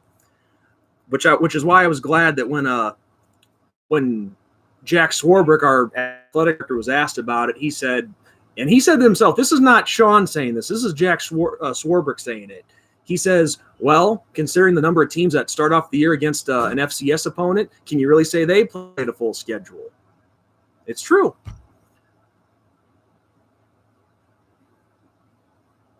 So that's my point was earlier. Don't give me this crap when a lot of these, powerhouse teams are playing one or two FCS schools to start the year. And that's one thing that I can say that I'm proud of is for being an ND fan. And I even respect Southern Cal for this too. Never played an FCS opponent.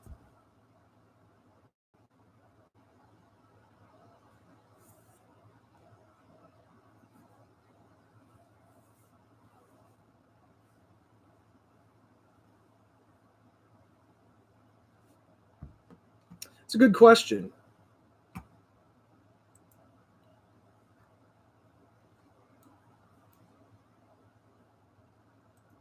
I too would like to know who Alabama's biggest non-conference opponent is.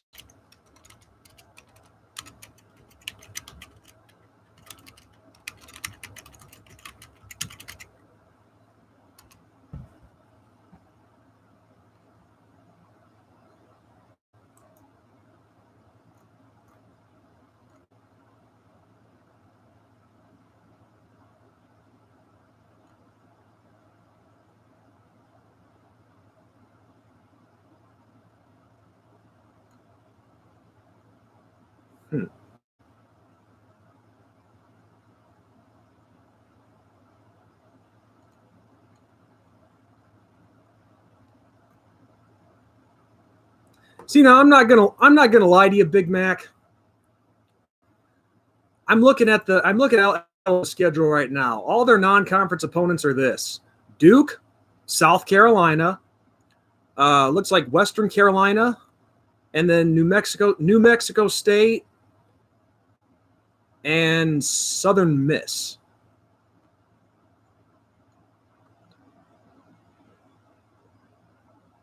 Yeah, Western Carolina. I'm sorry. I was thinking North Carolina. Sorry, my bad. My apologies. Because of doing the math, that wouldn't be enough conference games, would it? So yeah, Duke, Duke, New Mexico State, Southern Miss, and Western Carolina. Who would be the toughest? Yeah, I know, Big Mac. I screwed up.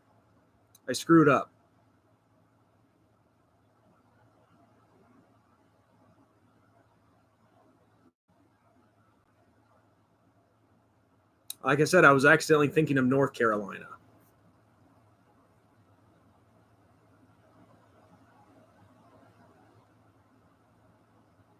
Now, let me ask you a question, Big Mac, and be honest. Be honest. Don't you think it's a joke playing an FCS opponent in Week 11, which is where Western Carolina falls?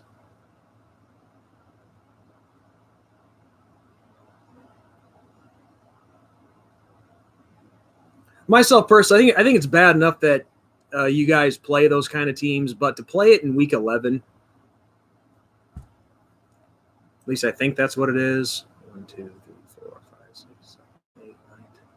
Yeah. Yeah, it's the week right before the Iron Bowl.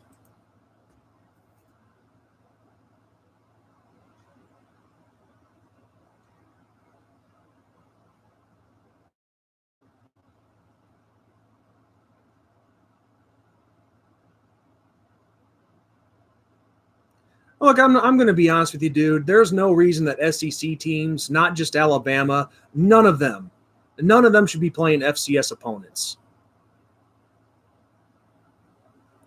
I mean, because look, we all know what it's for. I mean, Adam Sandler said it. His character said it in the 2006 version of The Longest Yard. They're tune-up games. I mean, there's no reason for any of these SEC schools to be playing those kind of teams.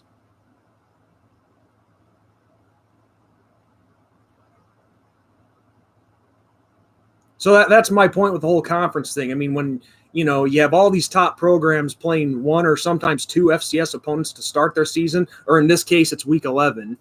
You can't really say they played a full schedule either, conference championship or not. I mean, Jack Swarbrick even said, when he was asked about it, hey, we'll play a 13th game if it'll make everybody happy. If it'll shut him up in a nice, him saying it in a nice way. But at the same time, myself, I'm looking at the rest of the independents, and honestly, the top one would be BYU. But let me just see who all's in the independent category now.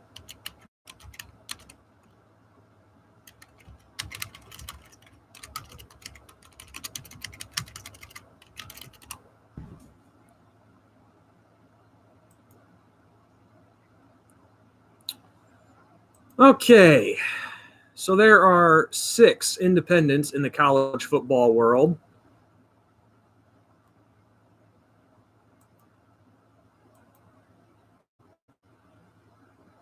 Is this an updated one? Let me double check that.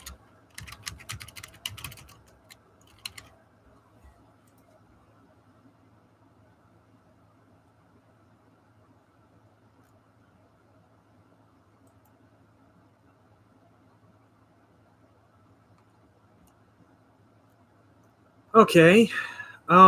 So here are all the independents in college football. You have us, Brigham Young, Army, Liberty, UMass, and New Mexico State.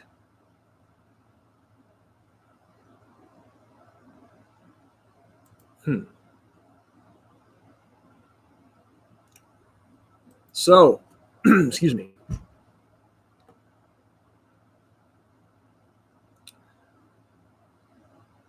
So if we ever did play that 13th game that would satisfy everybody and all the conference ass kissers to shut up, of those teams, BYU, Army, Liberty, New Mexico State, UMass, which one should we play to shut everybody up?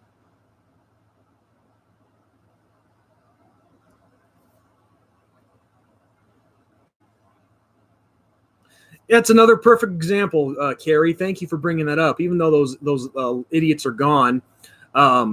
So Army almost beats Oklahoma. Does that mean Oklahoma's a bad team? See, just those arguments are so freaking stupid.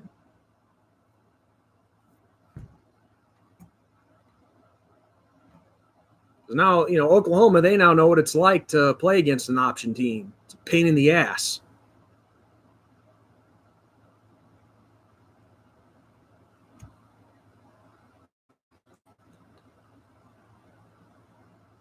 Well, actually, you could you could say that about a lot of teams in the Big 12. So a lot of those games are shootouts on a regular basis, complete barn burners.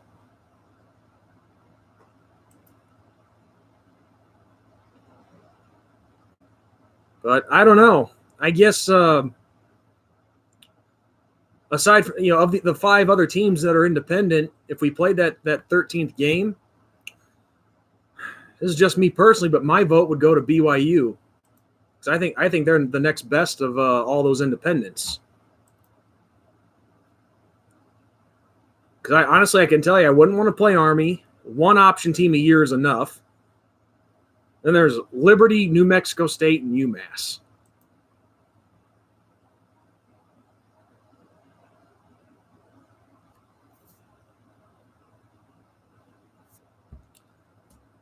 For non-conference, Big Mac?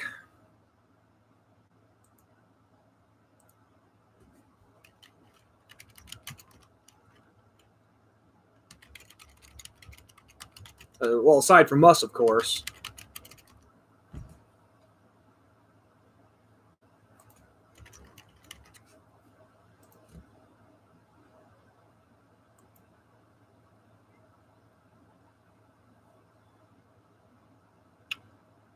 Okay.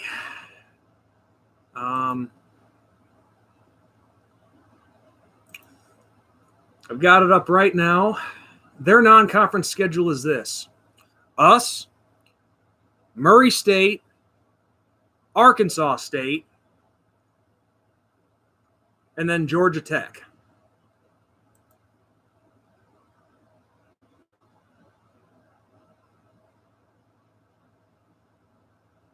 That's their off-season schedule, or their out-of-conference, their non-conference schedule.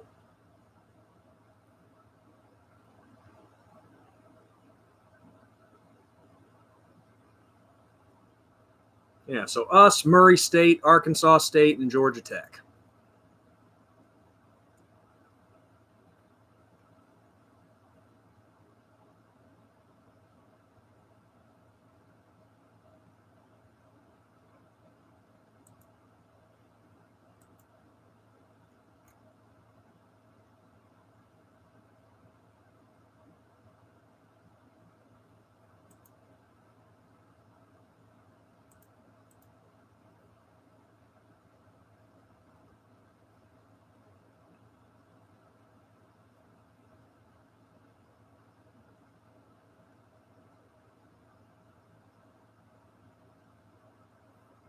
Yeah, Murray State they'll handle easily, but most top programs usually do handle an FCS school pretty easily.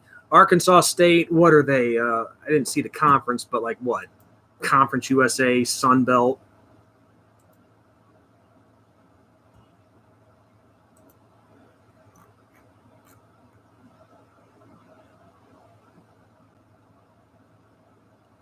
I think it's Sun Belt.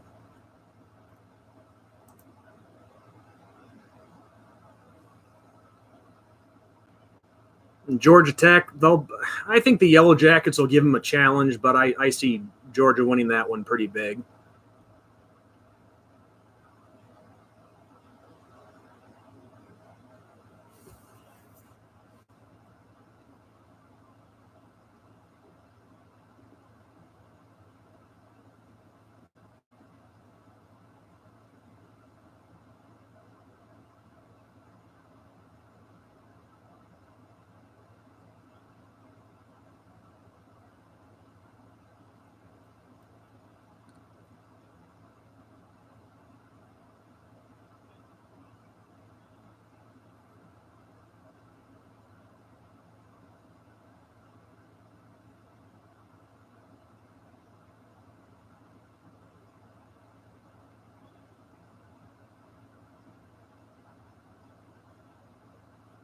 This is off the subject, guys, but when I was getting insulted because of my facial hair and my hairline earlier, how much you want to bet? How much you want to bet all the people insulting my hair are bald? They're just jealous because I actually have a full head of hair. Yeah, it's kind of messy right now, but it's because I honestly just gotten finished taking a shower before I started to do this stream. So yeah, it's kind of not how I want it. But at least I have hair. And yeah, this probably needs a little work too. I try to keep it as good as I can. All I know is that's reaching when you're trying to insult somebody's hair or their facial hair.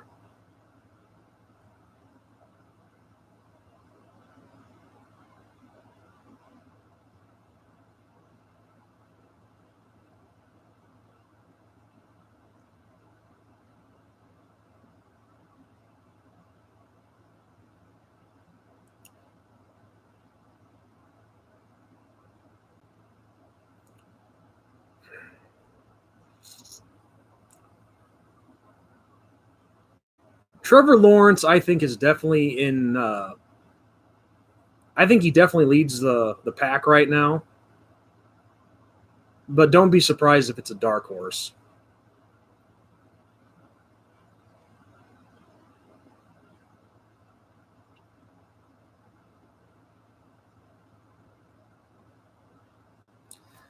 Yeah, I would have. But going back to what you were talking about before, Kerry and Walter about Oklahoma, that's a matchup I would have liked to have seen. See how our defense could have handled that. See if it would have been the same as against Clemson, or if it would have been different. I don't know.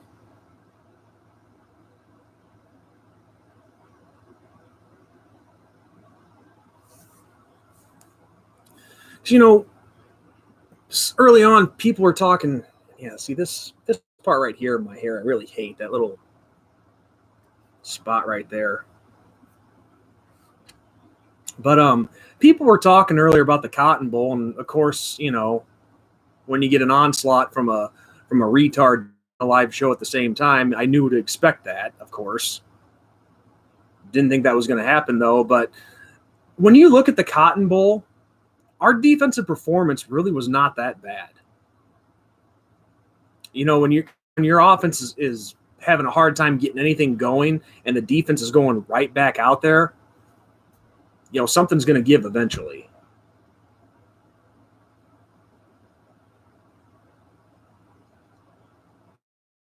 Yeah. I will say though, that's where it's the backup's job to step up. But losing Julian Love definitely hurt because his coverage was unbelievable, absolutely unbelievable.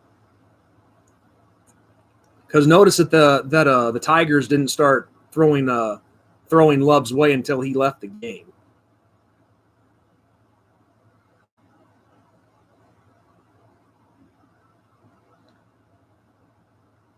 But of course, you try explaining that to a lot of people that focus on just hating Notre Dame. All the football aspect of it goes out. They don't care about any of that stuff. The only thing on their mind is Notre Dame loses. They don't want to give respect to any of the good things that did happen. And what I mean by that is, giving credit to someone like Julian Love, who is really good at what he does. They can't even do that.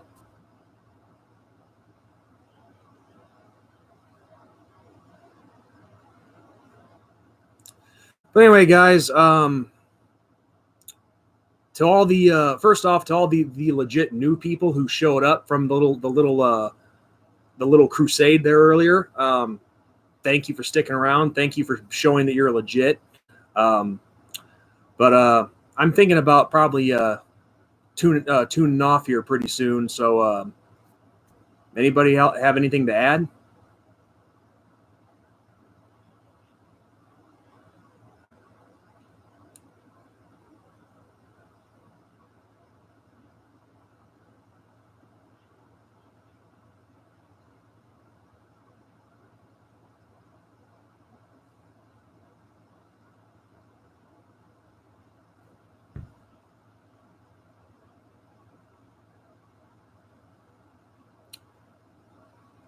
Walter, by the way, I was wanting a 16 playoff until Ohio State fans after so bitter about Notre Dame being in there over that.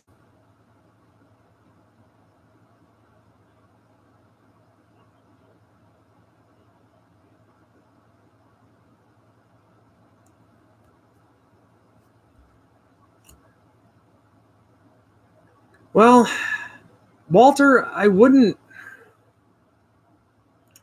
Yeah, Uncle Flu. There's people here every time I do one. But Walter, as far as the 16 playoff goes, it's probably going to expand eventually, but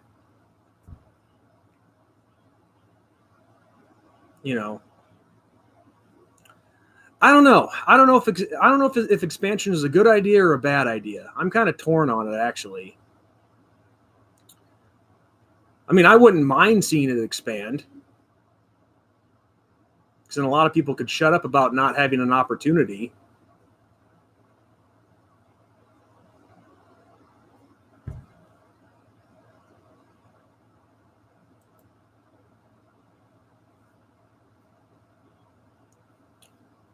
And yeah, Uncle Flu, I'm laughing my ass off at you because you're a fucking dumbass. Get a fucking life.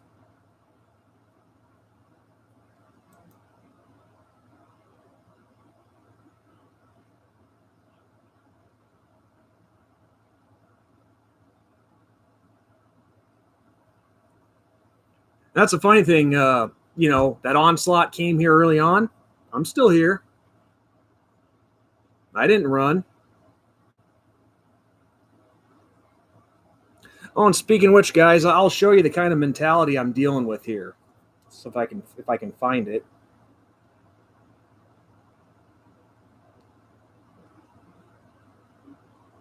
Just 1 second.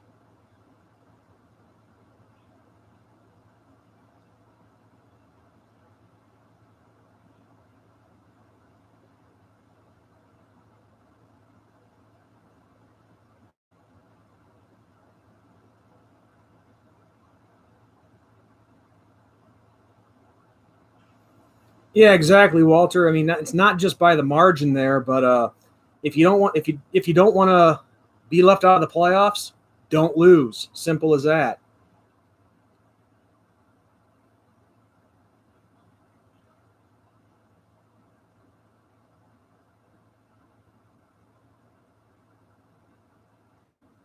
Hmm.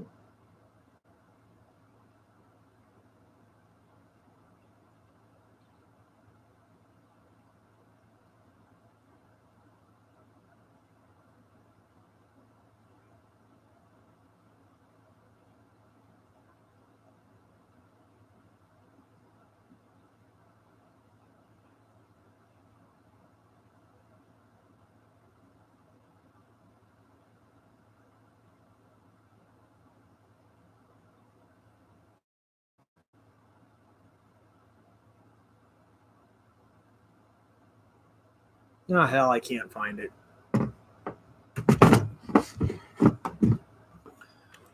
Let's see if it's on here.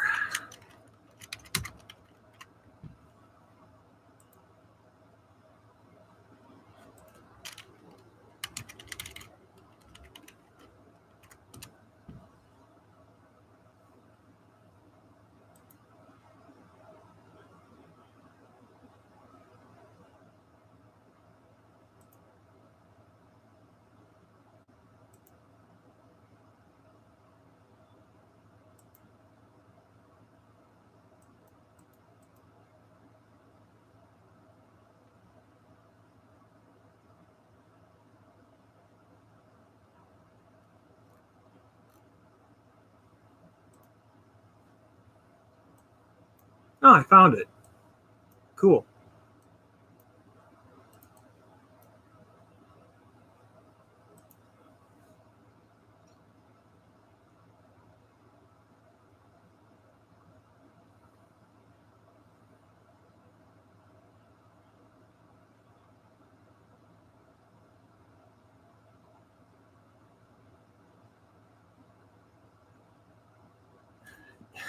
Yeah, that's been a recent trend in that rivalry lately.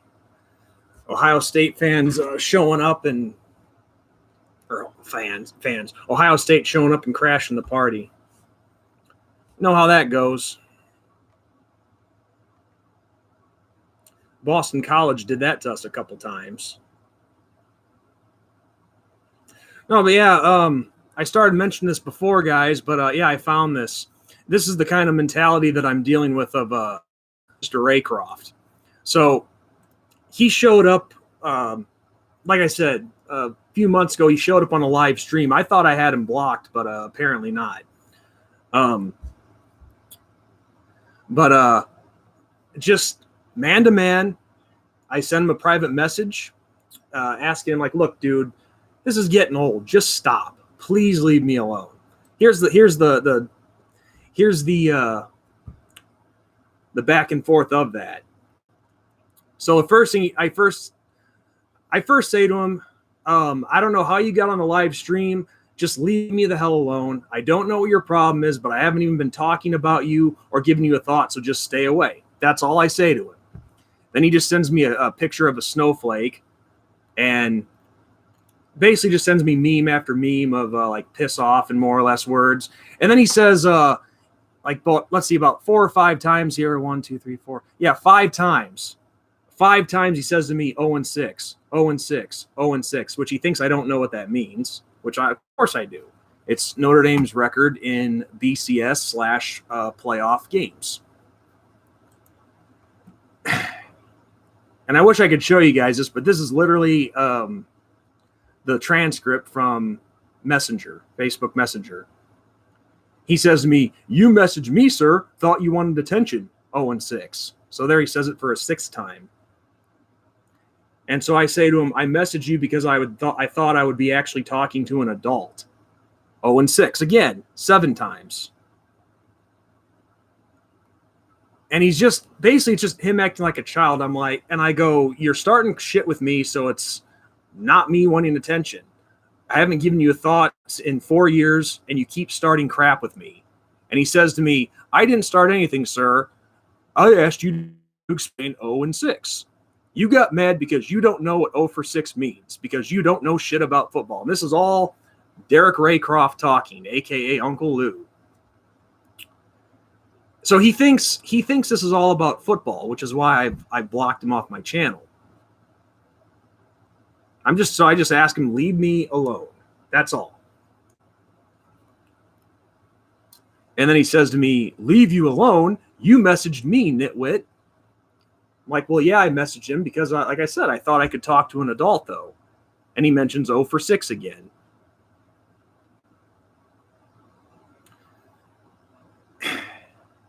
And he says to me, and I asked you a football question. You didn't know what I was talking about because you're football ignorant, so you got mad. 0-6. All you did was cry for 3 minutes and make a bunch of personal insults. Shaking my head. And then he says WWJD, which is, of course, what would Jesus do? And I said to him, I don't like you because of football. He's like, I don't care if you don't like me. We aren't friends, sir, and are you a 12-year-old girl? Stop acting like one. And I'm like, same here. I don't like you either, but I'm not bothering you or going to your channel and harassing you. And he's like, I don't care. And then he goes, don't post videos if you don't want people watching. Nobody is watching anyway. And then he says to me, you blocked me after UGA whipped that ass, and it's happening again week 4. So then I say to him, it's not big, but 650 subs, so let's not be obnoxious with the nobody watching. And then he says to me, obnoxious is spending 15 minutes on your live stream crying about Uncle Lou. And I tell him, hey, And this is what it's about, people. I'm like, hey, if you hadn't mocked me and my faith, then you never would have been blocked.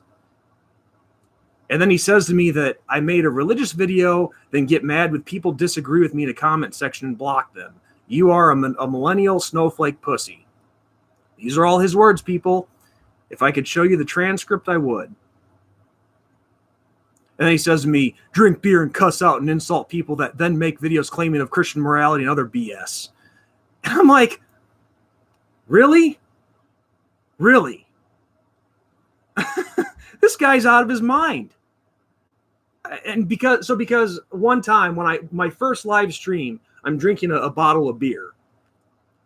And so what? It's against this guy's out of his mind.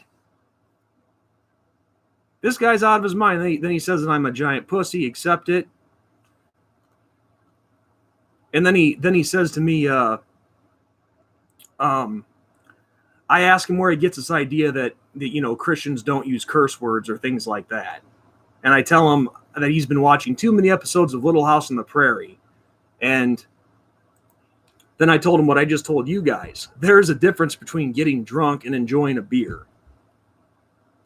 I mean, why? At that time, it was my first live stream. I was going to enjoy a beer. Why not? It was a nice afternoon.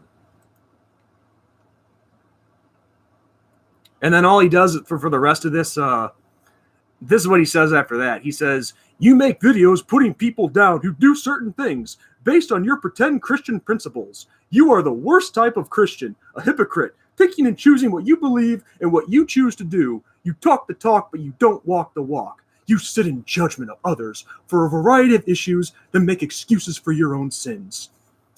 You made a whole bunch of political, religious videos condemning people for various things, hypocrite.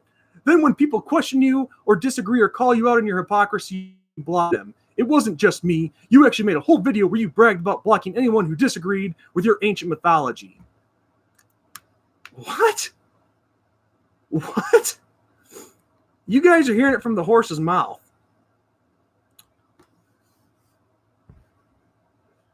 And I'd like to know where I ever made a video bragging about blocking people.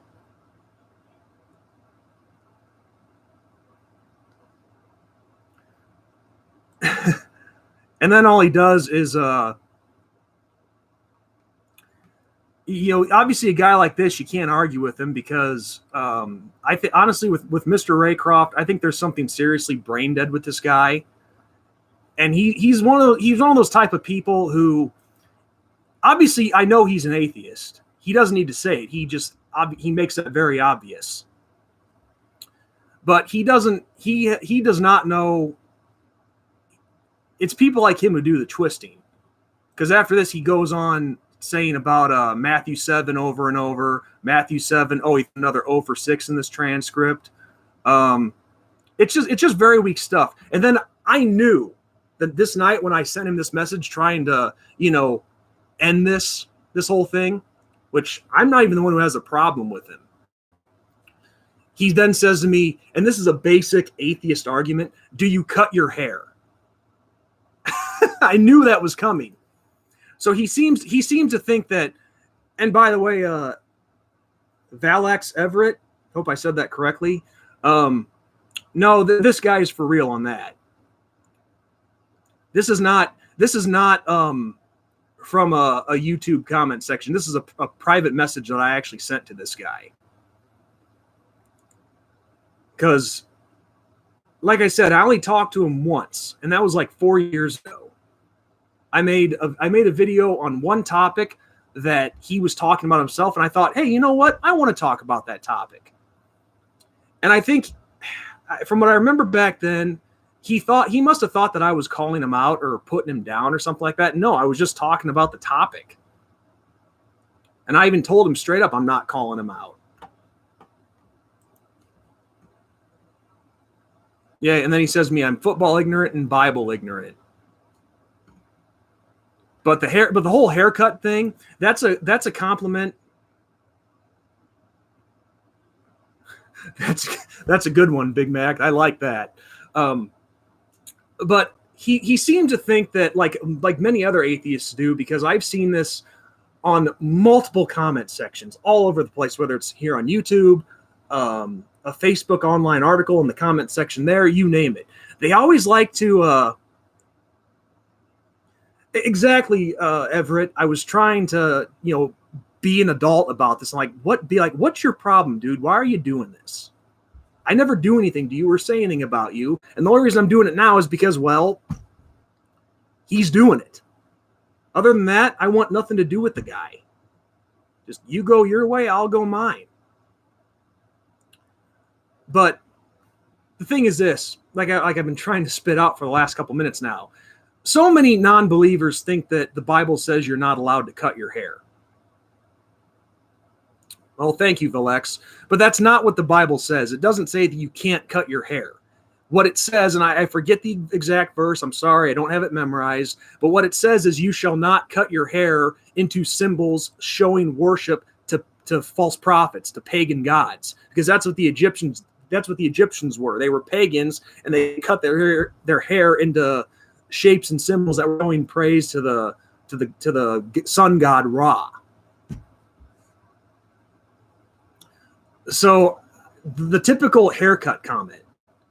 I mean, it's even St. Paul says that proper grooming is a good thing.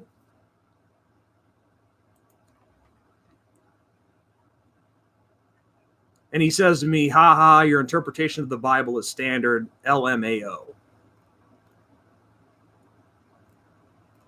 But that's all he does is he just throws out Matthew 7, Matthew 7, Matthew 7, which obviously he doesn't know what the whole thing means. Because his point is saying, thou shalt not judge and all that. Well, he must have missed the part in Matthew 7 where it says, judge righteously. He obviously missed that. But his arguments are the same that I hear all the time.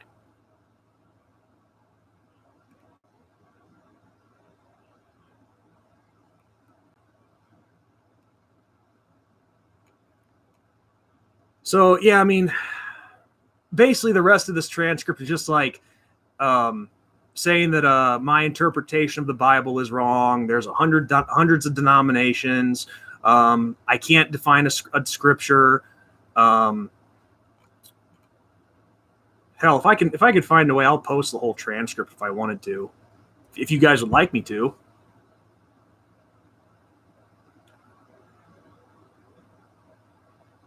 I mean, just reading what he says is just unbelievably stupid, ignorant, and childish.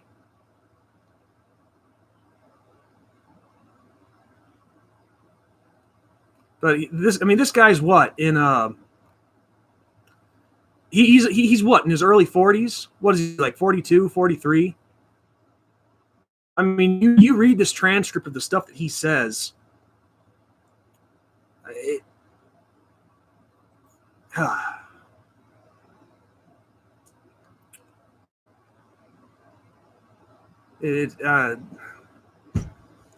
I'm literally at a loss for words for some of the stuff that he said.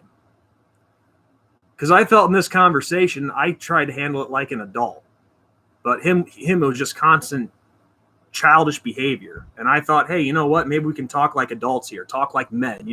Settle whatever score he has. But everything's a joke to this guy. You can't talk to him.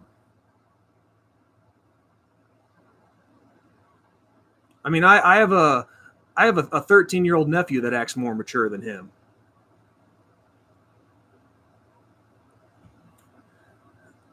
Well, Carrie, actually, I got a message from a friend, literally the same time that happened, telling me that was going on.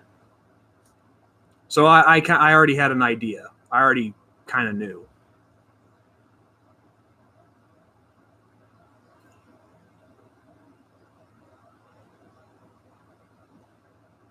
Because I got a message from a friend saying, hey, Sean, Uncle Lou's doing a live stream. He saw your video. He's going to give everybody the link, send people over.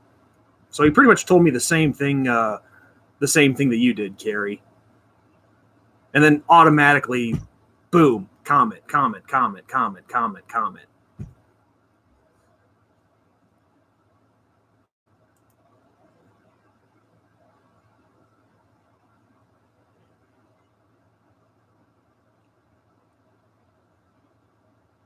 I'm just curious, is he still going right now? Any of you guys know?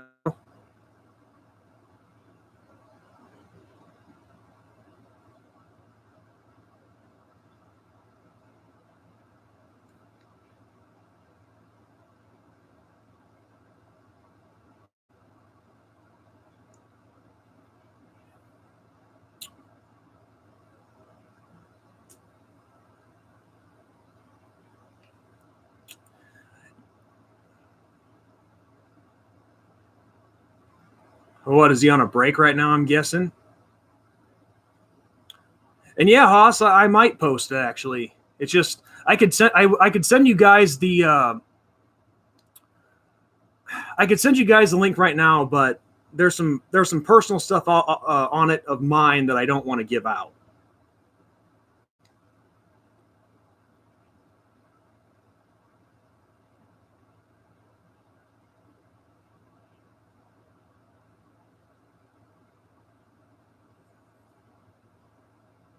Yeah, so now, yeah, I've basically what happened was in 4 years ago, it was around Christmas time of 2015. I'll try to keep this short. There was a story in the news about how Starbucks had stopped putting the phrase "Merry Christmas" on their coffee cups, and people were,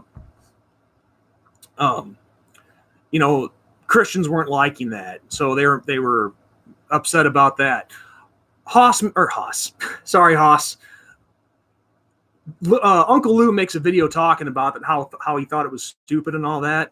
And I saw that video, and of course, even in that video, he took a shot at Christians, but I didn't think anything of it at the time. But I'm like, you know what? I want to talk about that topic. I want to talk about that thing that's happening in the news, and try to give my explanation to people of why Christians, why they were unhappy with it. It's not so much about the Christian part. It's more about all the political correctness and crap going on in this country. And people are just sick of it. So I made a video, and he got all pissed off at that, and he thought I was calling him out. And I even said in the video, Lou, I'm not calling you out. I'm just using this as a launching pad to talk about this topic. And he claims that I just blocked him for having a different opinion, this and that. No, I listened to what he had to say. It just was when he got personal with me and started attacking me for my faith and beliefs. That's when I blocked him. So I don't know what story he's been giving you guys or what he's been saying on his stream, but knowing him, he's twisted it. And like I said, I've got the messenger transcript to prove it, that he's all about twisting stuff. He doesn't spout facts. But it's actually good to know that, Big Mac. I didn't know that there was an 8-hour limit. I mean, on average, I just go for like 2.5 hours anyway.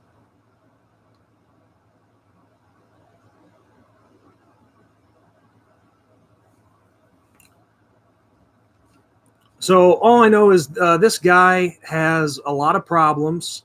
He may be trying to be funny for his YouTube channel, but the thing is with him and he's the one that has the problem. I've never had an issue with this guy. I just blocked him 4 years ago. That was that. He shows up and starts trouble. Even when, and I can't stress enough, football has nothing to do with it. I do not dislike the guy because of football. If he wants to say Notre Dame sucks, they're a bunch of poor talent, and make the pedophile jokes, go ahead. Go ahead. I don't dislike the guy because of football.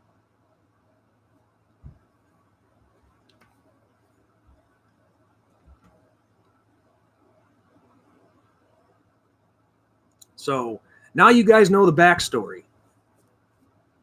Even when Notre Dame played Georgia in 2017, I made no reference about him whatsoever. Because I don't care what team you cheer for. You take a shot at my Christian faith and me for being one, which is what he did. And then, once I post the transcript of this, you guys will see it. 'Cause yeah, Haas, I might actually do that now. Um, but once you get personal with me, you're done. I want nothing to do with you. So, for the record, football, nothing to do with it.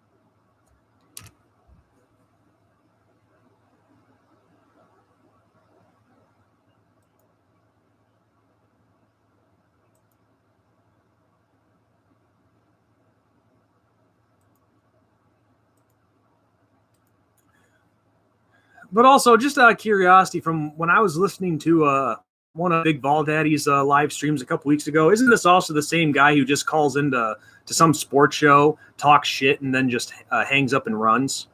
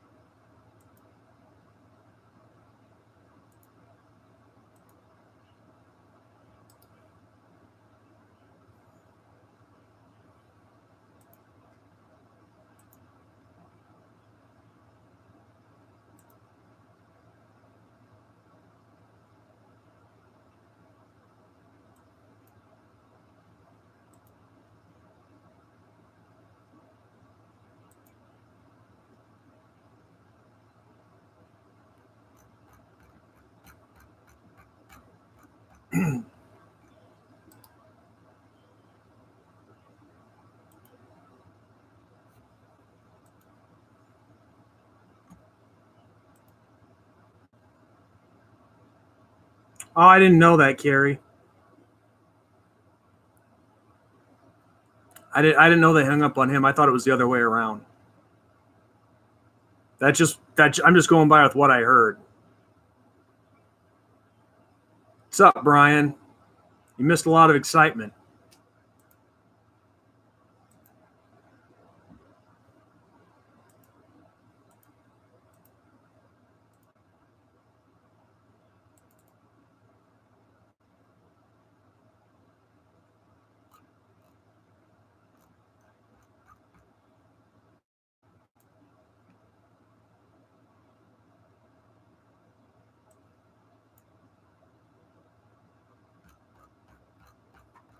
Hmm.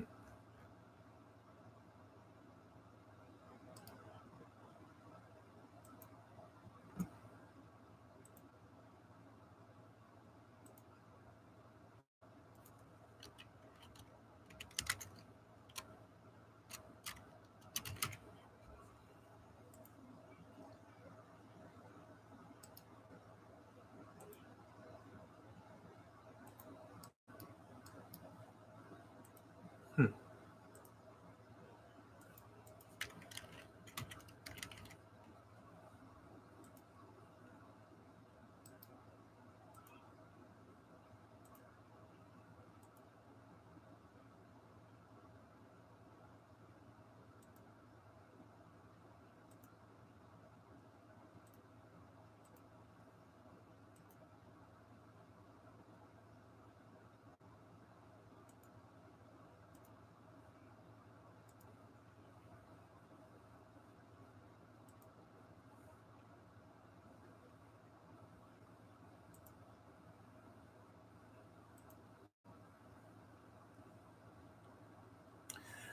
Yeah, guys, I got it, but I'm trying to, like I said,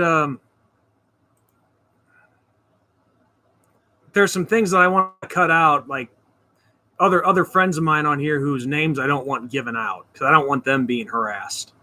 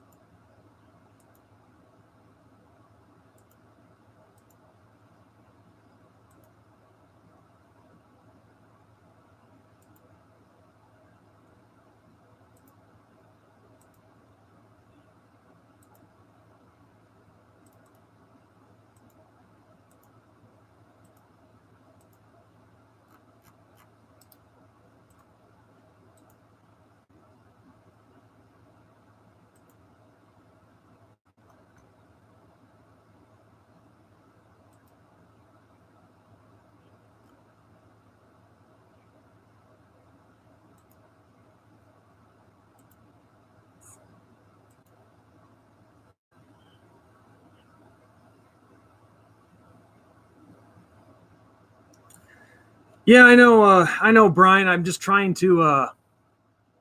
I'm trying to post something for you guys, but I'm trying to. There's some stuff on this. I'm trying to send you guys a what you call it. I'm trying to post a chat log between me and Uncle Lou, but I'm trying to cut out some other things that I don't want people seeing.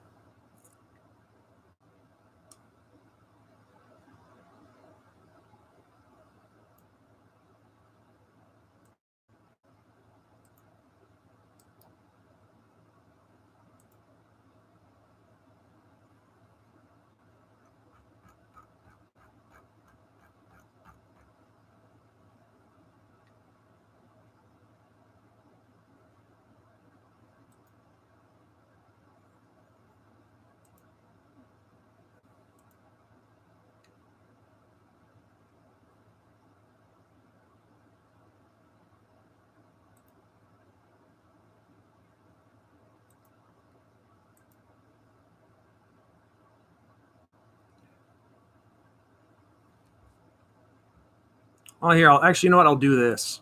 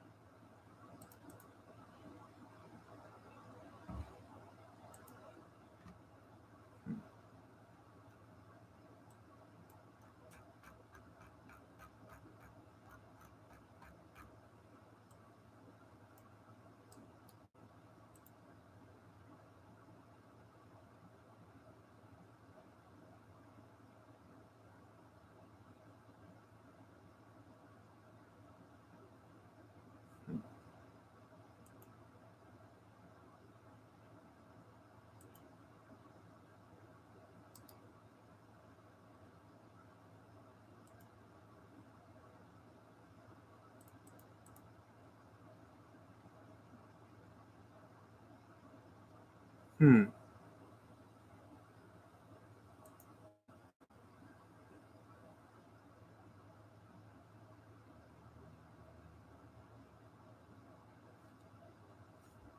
Yeah, sorry for letting you guys steal the show for a minute.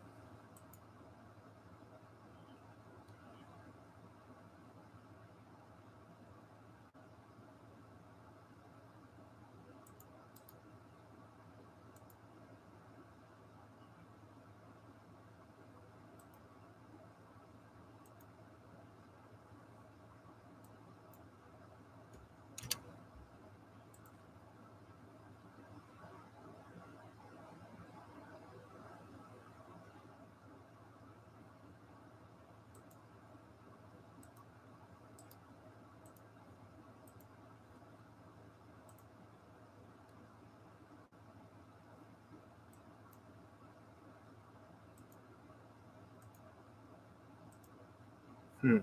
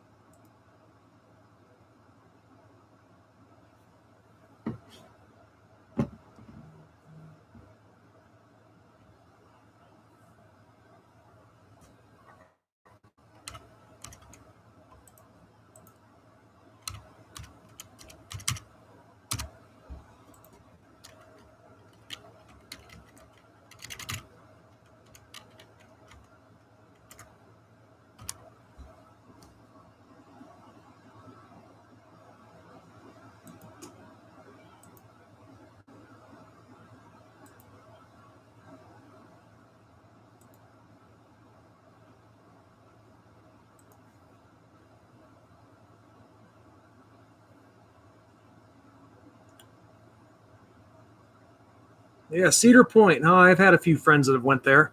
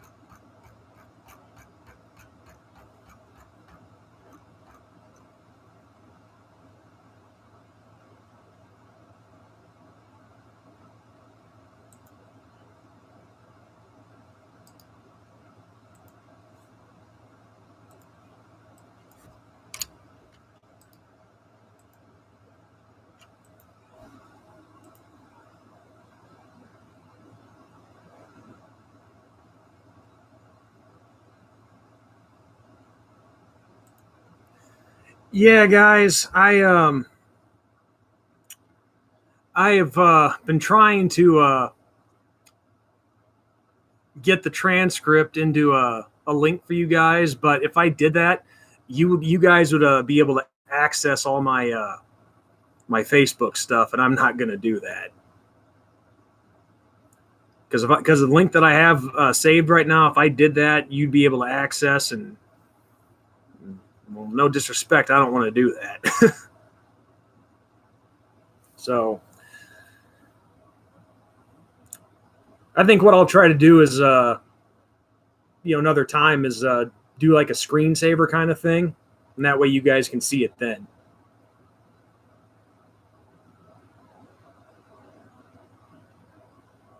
But yeah, the whole transcript, the whole conversation was ridiculous.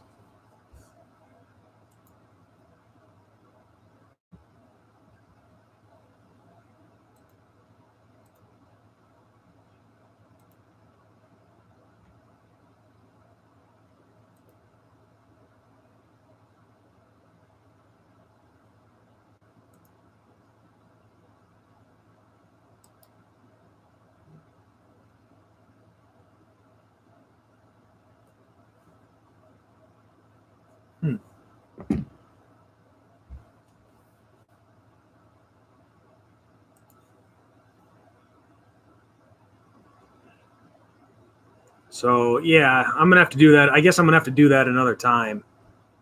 But you guys get the gist of it. You know, it's not just about stupid football stuff with him and I. It's he's just a psychopathic asshole, and for some reason, he's got a sick obsession with me. That's all there is to it.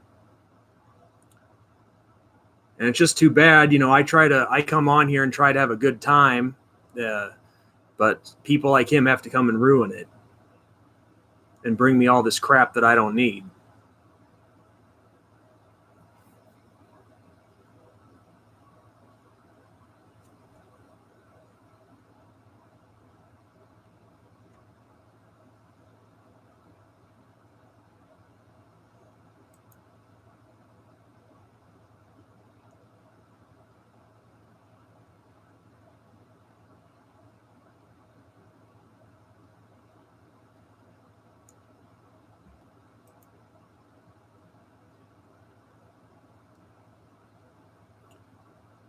Oh, you don't know Brian?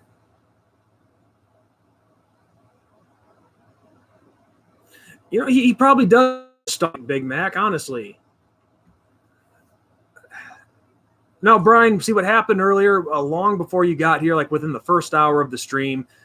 Do you know the guy that goes by the screen name Uncle Lou? The guy's real name is Derek Raycroft. You ever seen that guy on here?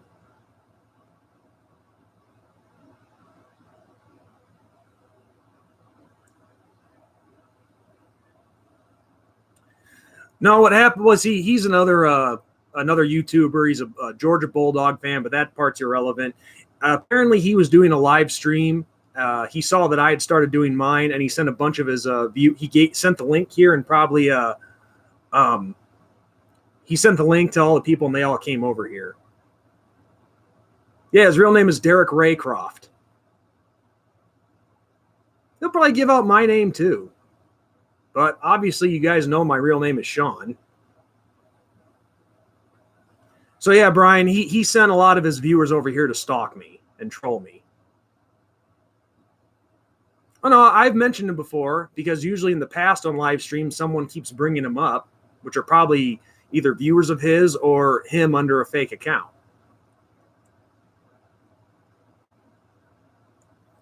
It wouldn't surprise me if he does, Walter. He's a lunatic like that. A guy in his early 40s doing childish shit on YouTube. At least when I do something like a Gunther Dobkins act or something, I can admit that's just an act. It's a show.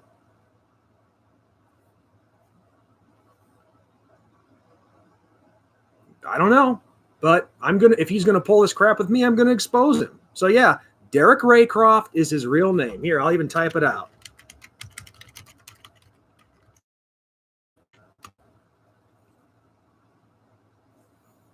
Yeah, I know it is dumb. The guy himself is dumb, and dumb is actually a compliment. The guy's out of his mind. I mean, really, who goes to all this trouble to stalk some virtual nobody on YouTube? I mean, if this guy has thousands upon thousands of subscribers, what's he doing wasting his time with me? I mean, if that was me, I'd be focused on my audience and not trying to screw with somebody.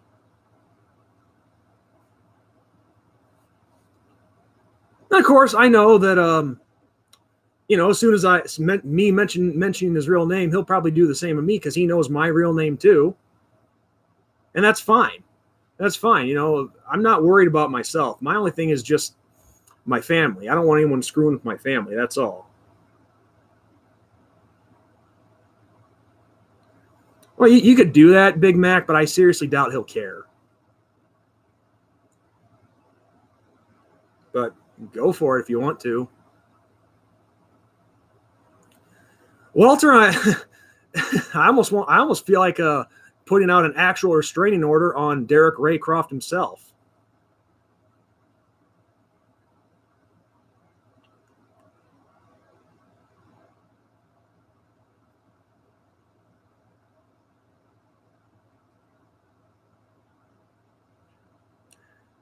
Which, Carrie, I just saw your comment here where he's saying he says he posted your video link on his comment section, told everyone to come over here and say Rudy says good morning. So it makes me wonder if the people that were coming on here before and mentioning him weren't just him under different accounts.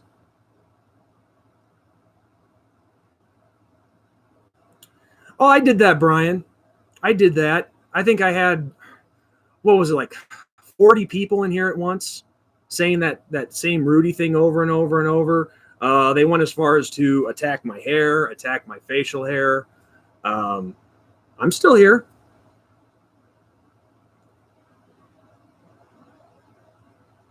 Well, I know. Well, Big Mac, I know he did tonight, obviously, but I'm talking about live streams before tonight. I would have like 2 or 3 people mention him, people I'd never seen before, and I started to get suspicious then. But yeah, absolutely, tonight that was the case.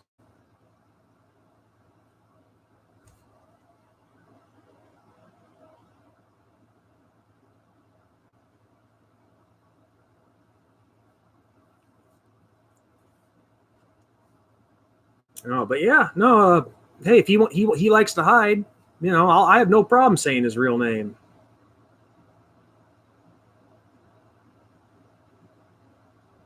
Oh, I'd love that. I would love that, Brian. I know you've heard me say this before, but I'm heading down there for the game this year.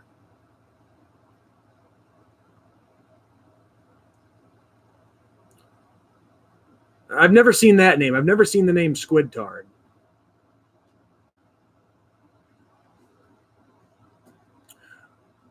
Carrie, are you talking about the radio show that I heard he called into?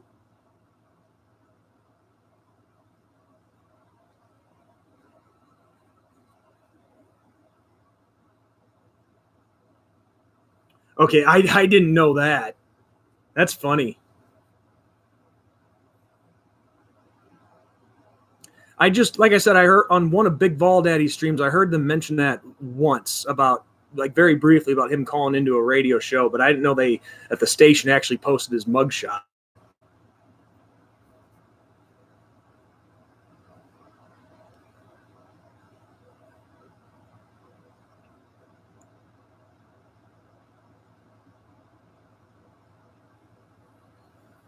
Yeah, I think that's a safe bet, Walter.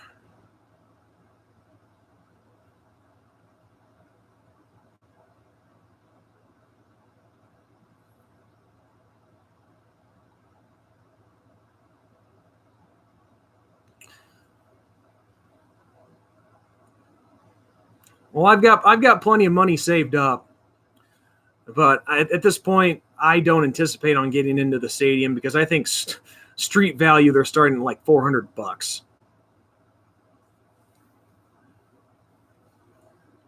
But I'll tell all of you guys this just for the record about him Mr. Raycroft sending the link and him laughing at my reactions and all that.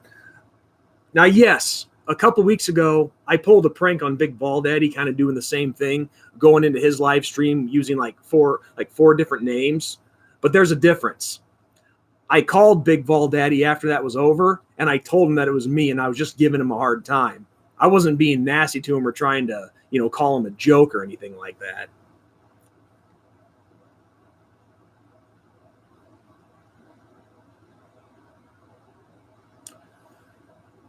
Yeah, it definitely gets expensive. Hell, even trying to get into a game up in South Bend is pricey. And then I got to keep saving money because after September, I'm going to be going to Ireland in December.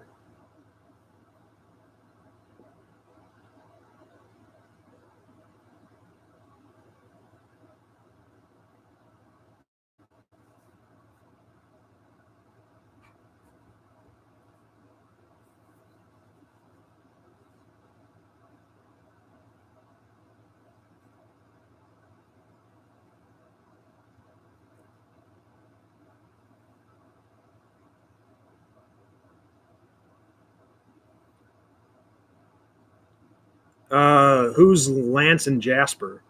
Never heard of them.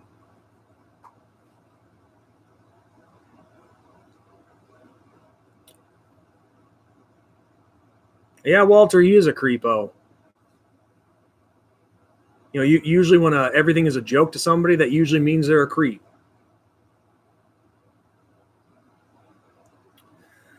Carrie, on average, I try to make it to like 2 a year.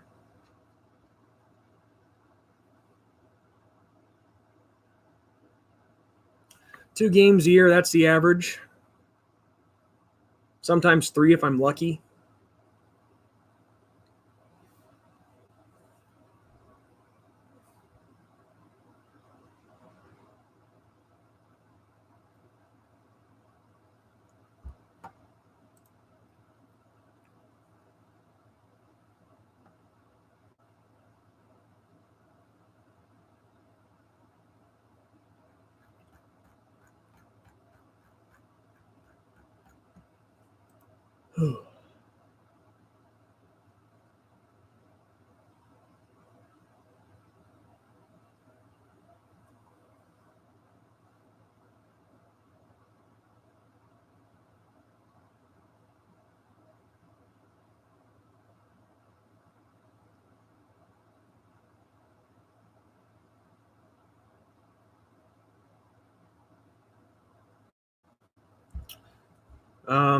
So yeah,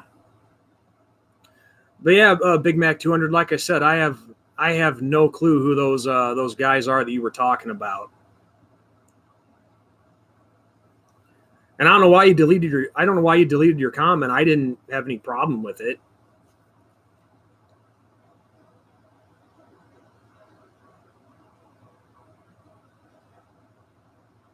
Oh, okay, Florida fan. I've never heard of the guy or guys if it's two of them.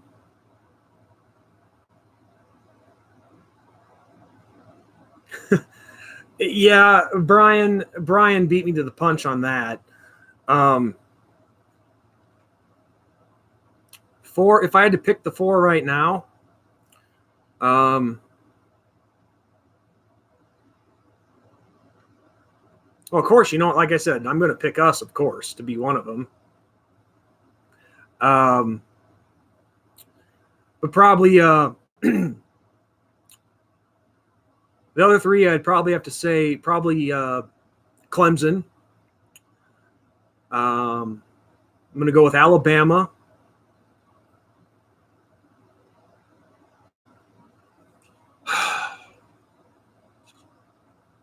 For me, the fourth one's kind of tough. I was going to say Oklahoma, but obviously Kyler Murray's gone. You have Ohio State, who usually puts a good run at it, and they probably will again this year. You can definitely put the Bulldogs in that category. So, I don't know. That's tough.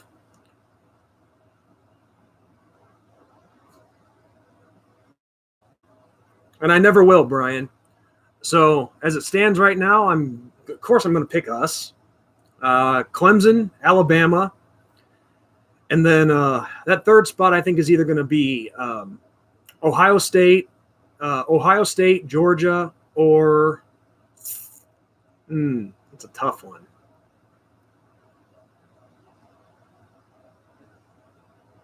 I was going to say Michigan, but I think they're going to be kind of down this year. I think that fourth spot would I'd probably have to say either Ohio State or Georgia. See that I thought about that. When you say the Pac-12 team, because I want to say USC, but I just don't know if they're going to be there just yet. But yeah, Texas, that's one team that I didn't think of. Yeah, Texas could be there. They could be in the hunt. And no, I'm not going to say Central Florida.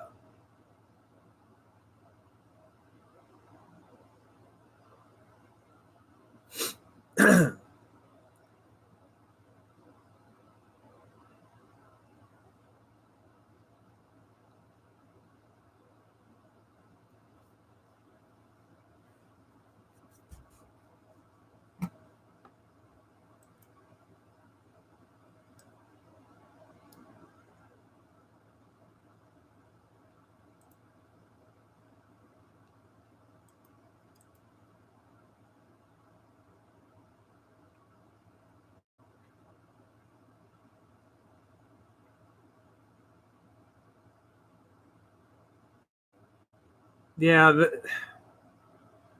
if they're going to call themselves national champions, then and are actually allowed to, then Notre Dame should be allowed to call themselves the 1993 national champions.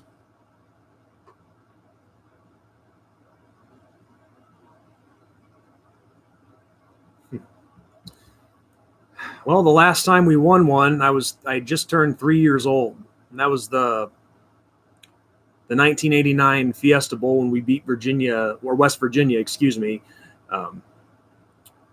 So my reaction was probably sleeping back then. I don't know how I'd react. Probably a lot of noise. I mean, it's not like I actually spend time rehearsing about how I would cheer if this happens or that happens, whatever. But I just live in the moment.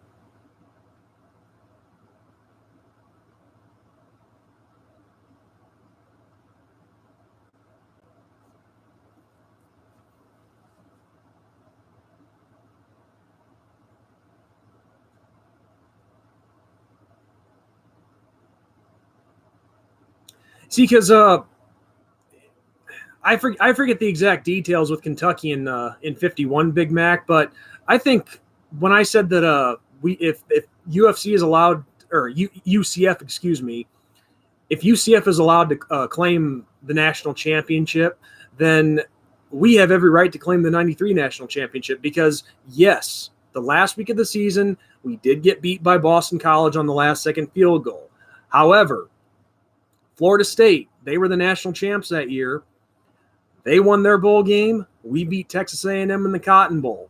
So we beat the national champions straight up. So we should be allowed to claim it just as much as them.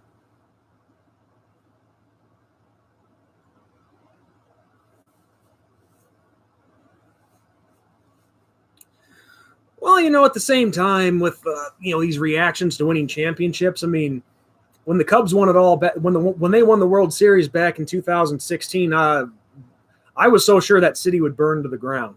It didn't.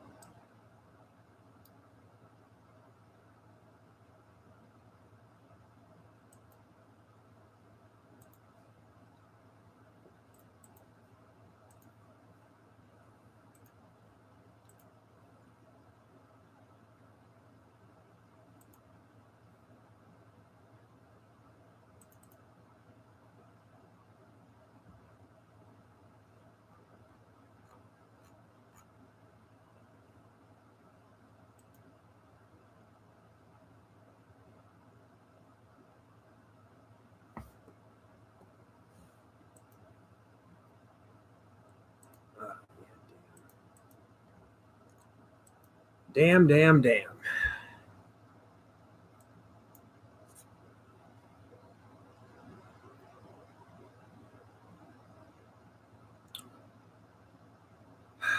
Gus Malzahn. Well, he's got to show himself this year.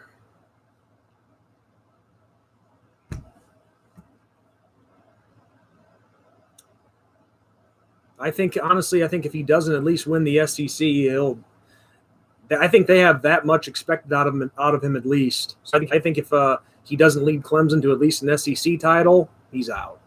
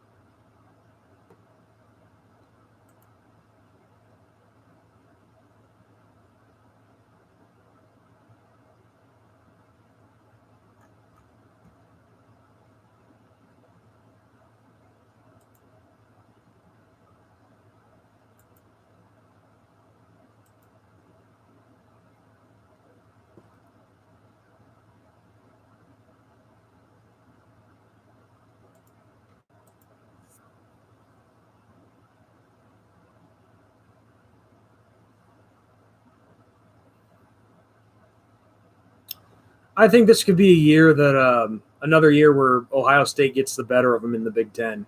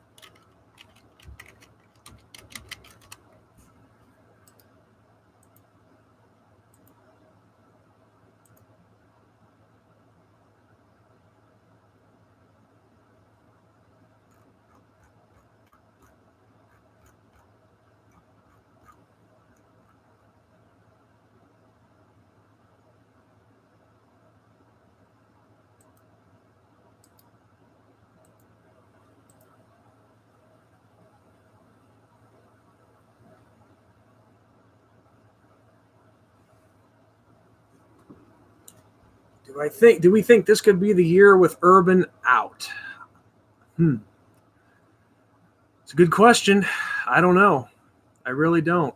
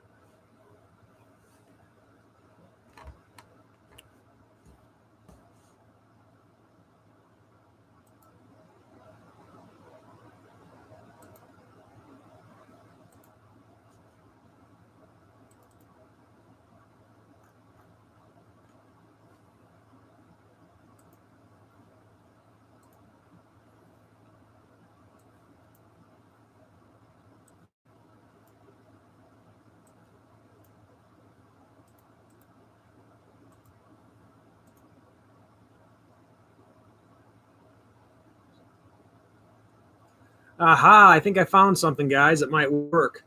If I sent you guys the links and screenshots, would that be all right of the transcript that I was talking about?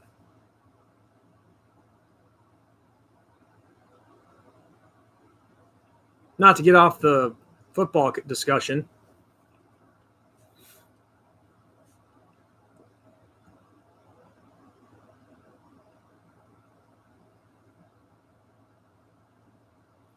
Walter, that'd be hilarious. All right, if you guys are cool seeing screenshots of this private message, I'll do that.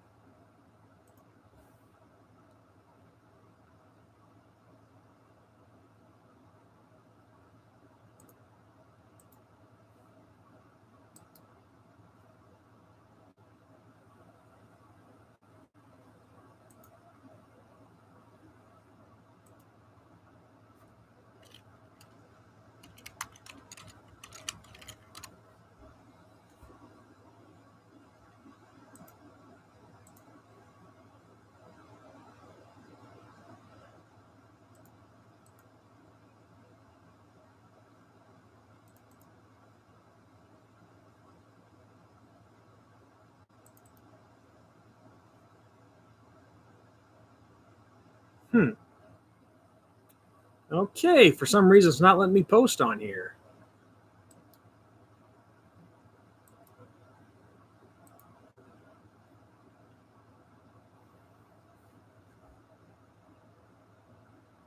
Hey, you know what? Maybe I'll make a video about it.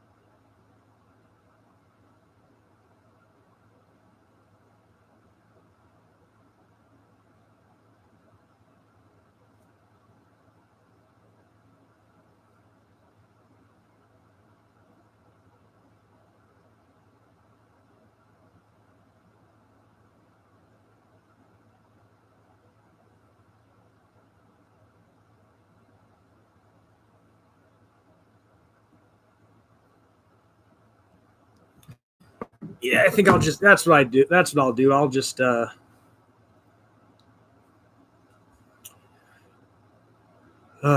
because I can't post it, at least not the,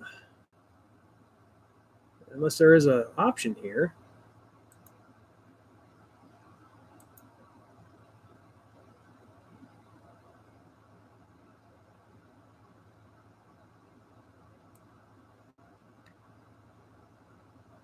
Yeah, looks like just emojis.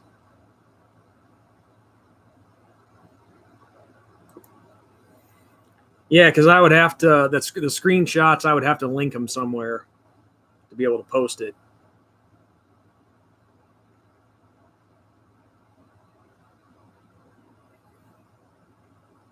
But yeah, and I can promise you guys this much: when you do see them, they will not be edited or any of the sort. It's just the only thing I'd like to do is block out stuff that is personal, like it's not like I'm not worried about what happens to me here online. It's people that have nothing to do with what I do online.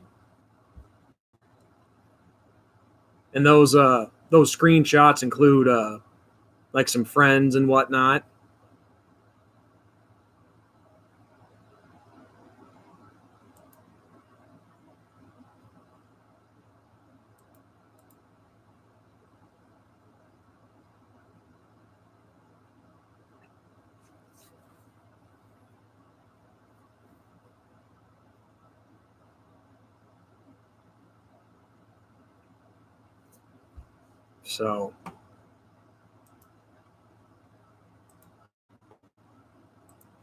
So yeah, I think that's what I'll do. I'll just make a little video showing you guys all the screenshots. That way you can read the conversation for yourself and make up your own minds. So, but yeah, guys, I think I'm gonna tune off for now. Sign out. Those of you who have discovered me through that little onslaught earlier and stuck around, like you, Big Mac, and there was somebody else I thought, but I could be wrong. Actually, I think you're the only one. But hey, I'm nothing like that clown makes me out to be. Carrie, I thought I've seen you here before.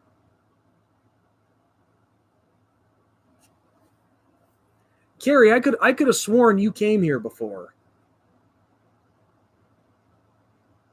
So I wasn't trying to leave you out or anything.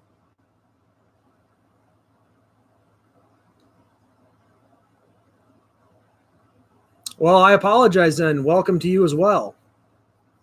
So welcome to you guys who know that I'm not like anything that piece of shit says about me.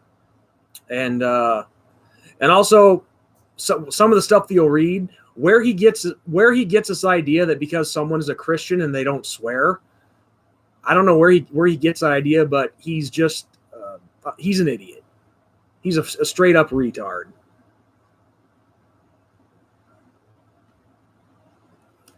So yeah, it's, again, I can't stress enough. Has nothing to do with football. It's because Derek Raycroft is a piece of shit. That's all there is to it. And for some reason, he has a sick obsession with me and thinks it's funny. Because be honest, guys, if you were someone who has, I don't know what his subscriber count is. I know it's like in the thousands. So it's growing. But would you even bother with somebody as small as me? I wouldn't. I mean, I think that'd be a waste of time.